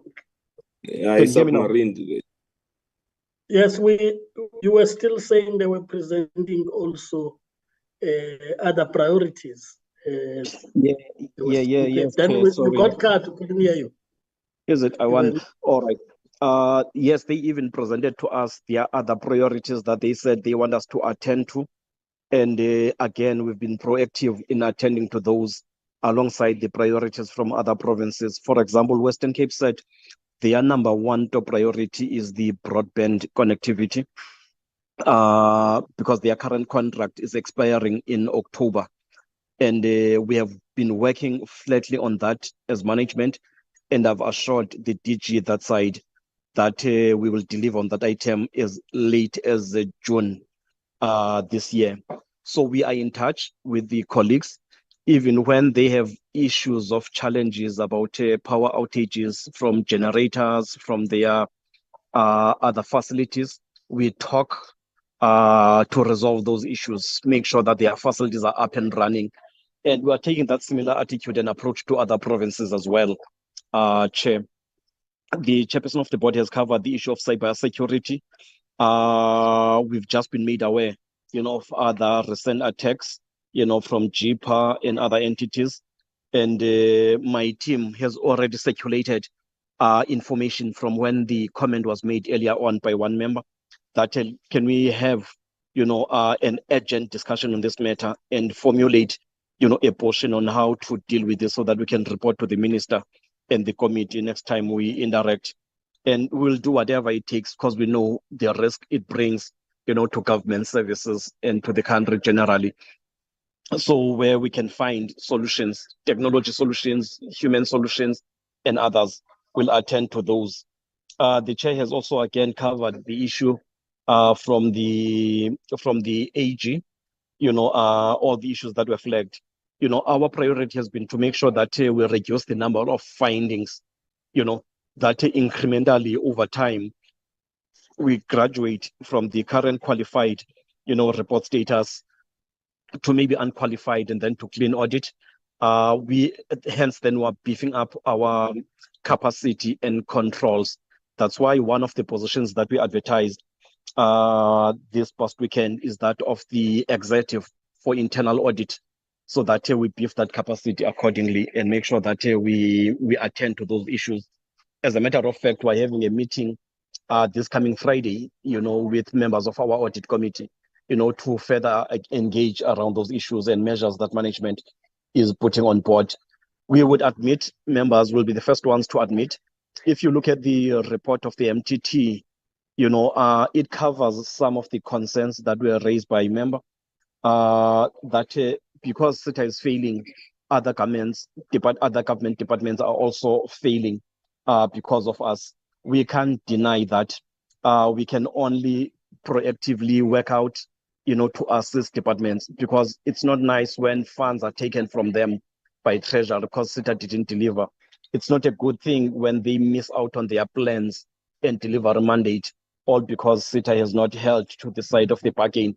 But when we discuss the matter fully, members will also understand that in certain instances, and I'm not being, defensive or justifying anything by saying this, members, that SITA in some instances will process member items from departments, and right towards the end, a department will issue out a letter saying that we're cancelling, the item.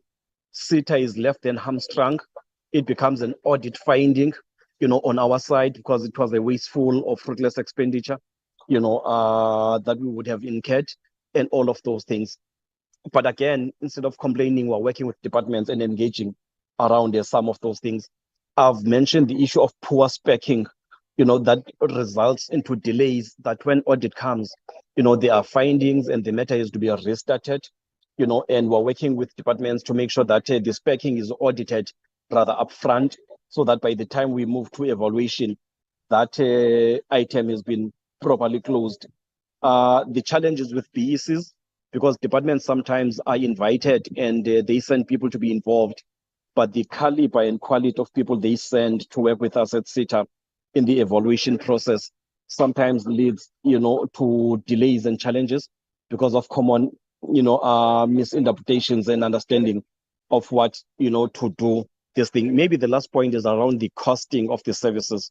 It's been a bugbear, members, that sometimes departments would want to pay for would want a Ferrari kind of a service, but they have a Toyota kind of a budget, and then it delays issues, between, it creates a toing and froing around what we could really get, and already my office is sitting with some of those things where departments are willing to pay a certain minimal amount, but the service that they require when we advise them would cost far beyond. But we're dealing with those matters, members, and not being defensive, but just explaining the situation taken holistically. So we'll continue interacting with the committee and members. We take note of their comments and advice on some of these issues, and hopefully that by the time we come back, to present, the picture would be different, in terms of our overall performance, but also in terms of how we attend to the other matters that the committee has raised. Thank you so much, Chair. Thank you, Chair. If I may come in, Honorable Malala asked the question with regards to, well, the status in terms of the WARN and what is it that we're doing to ensure greater participation and beneficiation for SMMEs. Just to indicate that as a department, we are working to ensure to create a greater value for local manufacturing. We are now working on programs. There have been programs in the past as well, such as the ICT SMME strategy that basically looks at encouraging the uptake of the local produced mobile devices, as well as other devices, including routers, laptops, as well as the audiovisual content. So we are well aware, honorable members, of the current status, where then the country is actually, from an industry perspective, there is a greater imports than there is exports, and we would want to change the scenario. So we've been looking at the areas in which we can then increase. The opportunities are there, as Honorable Malala indicated. So under the BDM, as you would know, we're very intentional in terms of ensuring that local installers are trained. And when we do train them, we're not training them in just the set-top boxes installation, but we're looking at all things in terms of Internet of Things. So the one can be able to move from here to then be able to adapt to connect the other electronic products in the household. And also then we want to export that same skill in terms of other areas, whether you're looking at your solar panels, your geysers, etc., that government is working on. And then there's also the opportunities under the SA Connect. As you know, under the SA Connect, again, we've opened up under our program to ensure that all our installers, as well as the SMMEs and entrepreneurs in the space, those who hold license and those who don't, and the internet service providers, they do participate. And we're quite happy. At this juncture, there's over about 79 SMMEs, 79 SMME companies that are participating in the SA Connect program and would want to increase that number. Under the BDM, as you know, ours is looked at the threshold in terms of the local content. The next batch of the DTH devices, we've also then procured those locally, and we would want to ensure that this is a continued program and not a once-off as well. So we're continuing with the implementation of our ICT SMME strategy. Over and above that, in November, Cabinet approved the next generation spectrum policy. Honorable members, as you know, that spectrum policy is very deliberate in as far as in this time around. We do not repeat the problems that we had, and therefore the regulator must then set aside spectrum used by the state digital infrastructure company, namely Sentech and BBI. And the policy recognizes that the building of the infrastructure network is capital intensive. And in order to ensure inclusive SMMEs in the market, we needed to ensure that we set aside the spectrum for the SMMEs. And we are hoping, therefore, from that, we will therefore create and also ensure the transformation of our sector.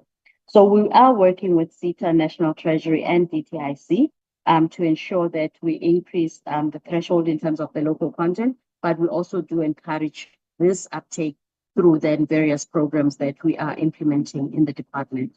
Thank you, Chair.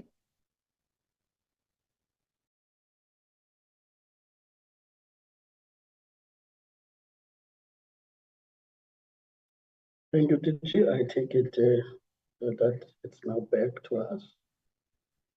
And I take it that honorable members would then respond to, and that the questions as would have been asked would continue to engage those matters when the minister comes before us in the remaining meetings that we would have as a committee. I think in summarizing, the Honourable Minister and the team, surely you would have noted that the committee notes with appreciation the two presentations on the update on the BDM, as well as SITA turnaround. And of course, from the questions that would have been asked, including your responses, surely you would be able to take this home, that the interventions are appreciated and that they should deliver what you are committing. And then I want to speak to that commitment because for me, from where I'm sitting as the chair, it is a deeper understanding on your side that the message that is sent by the committee is that SITA must not become a permanent site of intervention. So there must be a way, as you correctly put it, that SITA lives beyond persons that get to be brought in for intervention, but as an institution, it should be able to learn from this and take itself to a particular level. So that means you are not looking only at the top management, but that you change the culture of doing things in SITA, even by those at operational level, who most of the time stay in the institution as others would leave from time to time based on demand. So maybe a deeper understanding that that's actually the message from the questions asked by members that is trying to send. I take it that there's clarity on that. But of course, the point that's also made, which I think the DG has been trying to respond, that from a point of SMMEs that are involved in responding to the question raised by Honourable with regard to one. Of course, I think taking that question further, it's not just about bringing SMMEs on board, but one seek to change property relations as far as the digital economy is concerned. And putting that away without a proper placement in real time means that when you make that intervention later, something we warned about when we're to auction, is that by the time other players come in, they will be the ones who have to do the hard work that those that have been participating in the market in lucrative spaces would have not invested in those far-flung areas. It will be these ones who must carry that task and without the necessary resources to do that. So it's not just SMMEs being brought on board, but at a higher level, it is how you ensure that the digital economy has got new entrants and that spectrum benefits them as currently it is benefiting those the minister referred to, the big boys and the big girls that have been in the space. So I think let's take that back so that the new policy that's being looked at helps us to simplify that participation. Because it's one thing to create space for that participation, but if the conditions for you to get to that participation excludes you, it will then remain in the papers that we're transforming, but we're not getting the results that we need. So I'm bringing this clarity so that it's understood also from that angle, that yes, we're happy, SMEs will get training and so on, but at property relations level, it's important to know who owns what.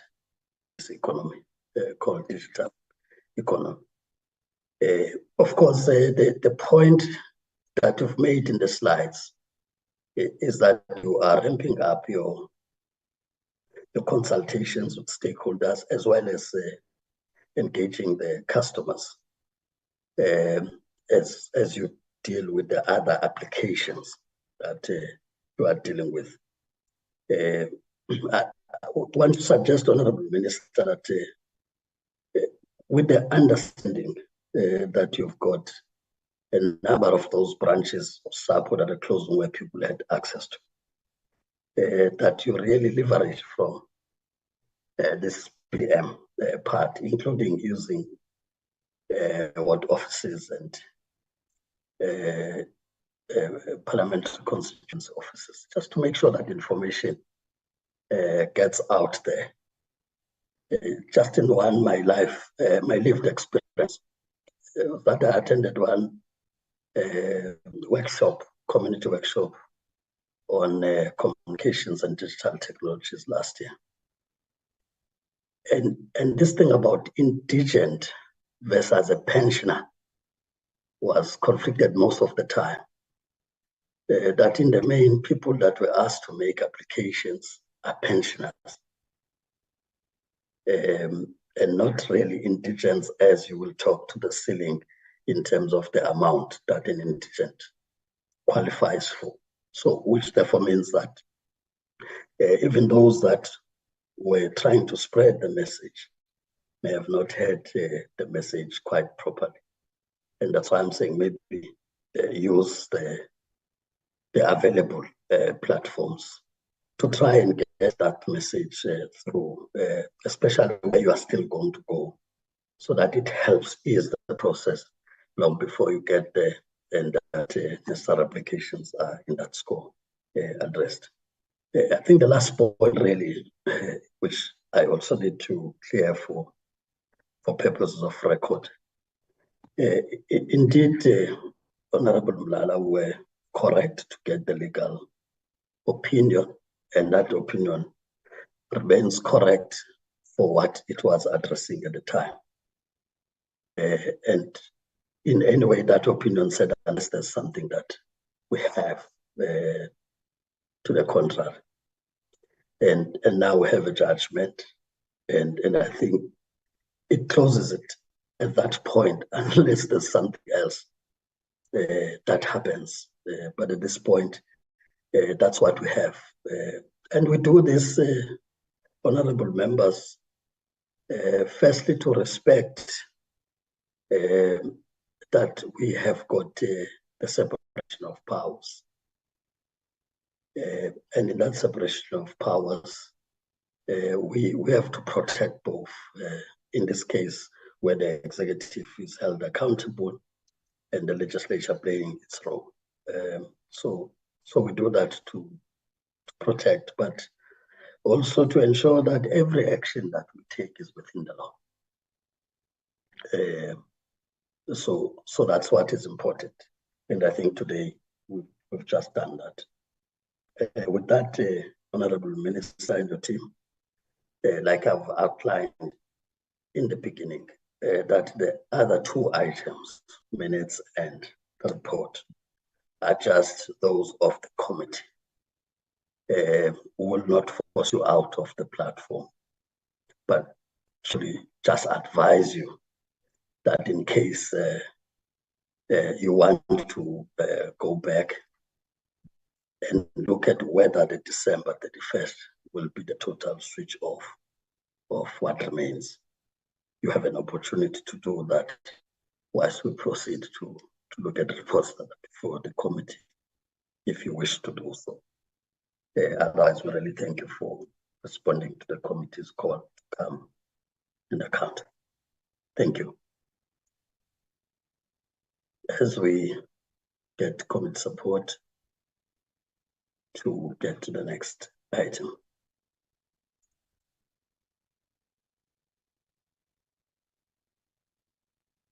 GCIS report, Chairperson. Yeah, just want to show that you're putting up a report for the minute.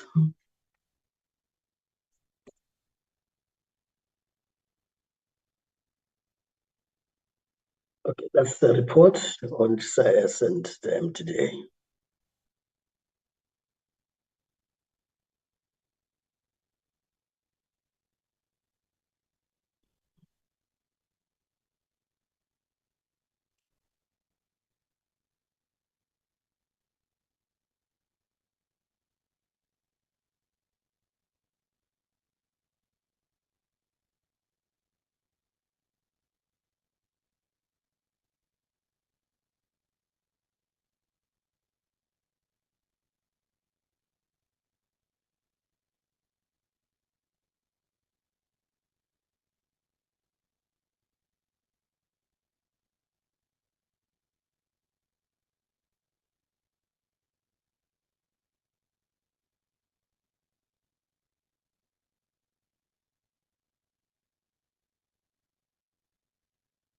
Honorable members, may I just check if there's the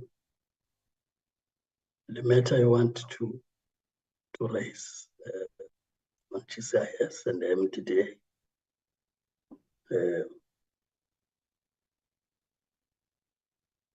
If not, can I then get a move and seconder for the adoption of this report?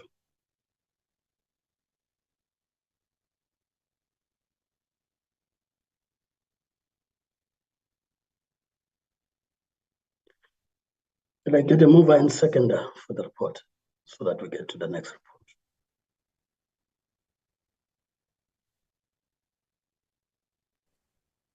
report? Honorable Chair, I move for the approval of our report.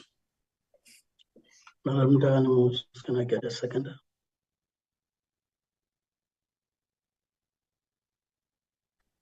I second the Chair. Pukombo seconds. Can I get the next report? Chair. That Honorable Pambo. I'm not sure where we are now. My network was not so good for me. Okay, Honorable Pambo, we are considering committee reports on the first quarter and second quarter that were considered by the committee. So we are dealing with that part for the committee to adopt its own report. So we've just dealt with the GS one. We are now moving to DCDT. Okay, copy, Chair. Yeah.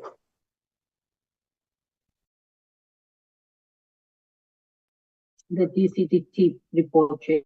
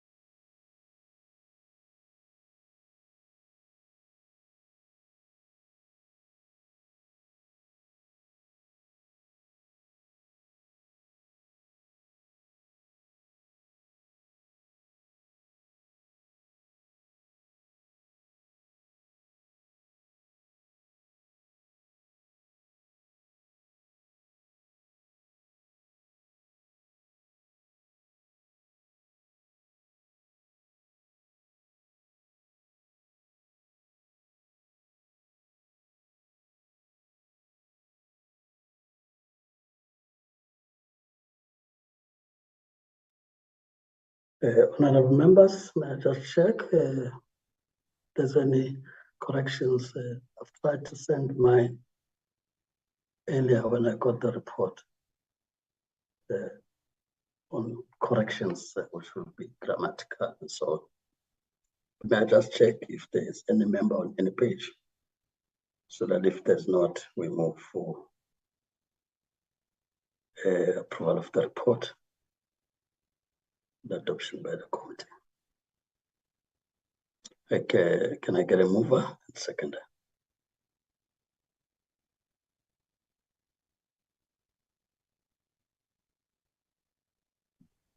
I move for the adoption, Chair.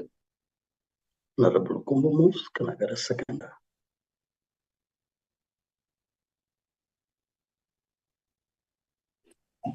Chair, I second the Honorable Mumbu. Honorable Mdani, seconds. Is there any objection in us adopting the report? So there's no objection for the reports, so reports are agreed to. We now go to the minutes of the 27th of February 2024, where ICASA appeared before the Committee on the Regulations update.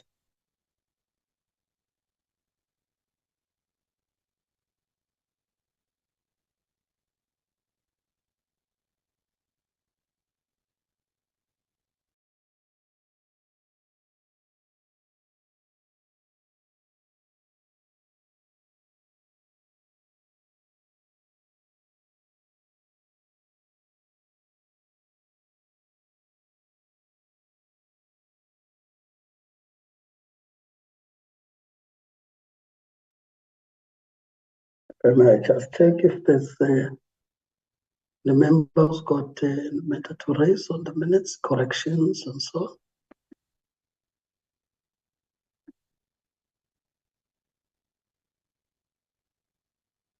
If not, may I then get a mover and seconder minutes from those members who were present? Honorable Dagan. Honorable Chair, I move for approval of our minutes. Honorable Dagan moves. Can I get a seconder?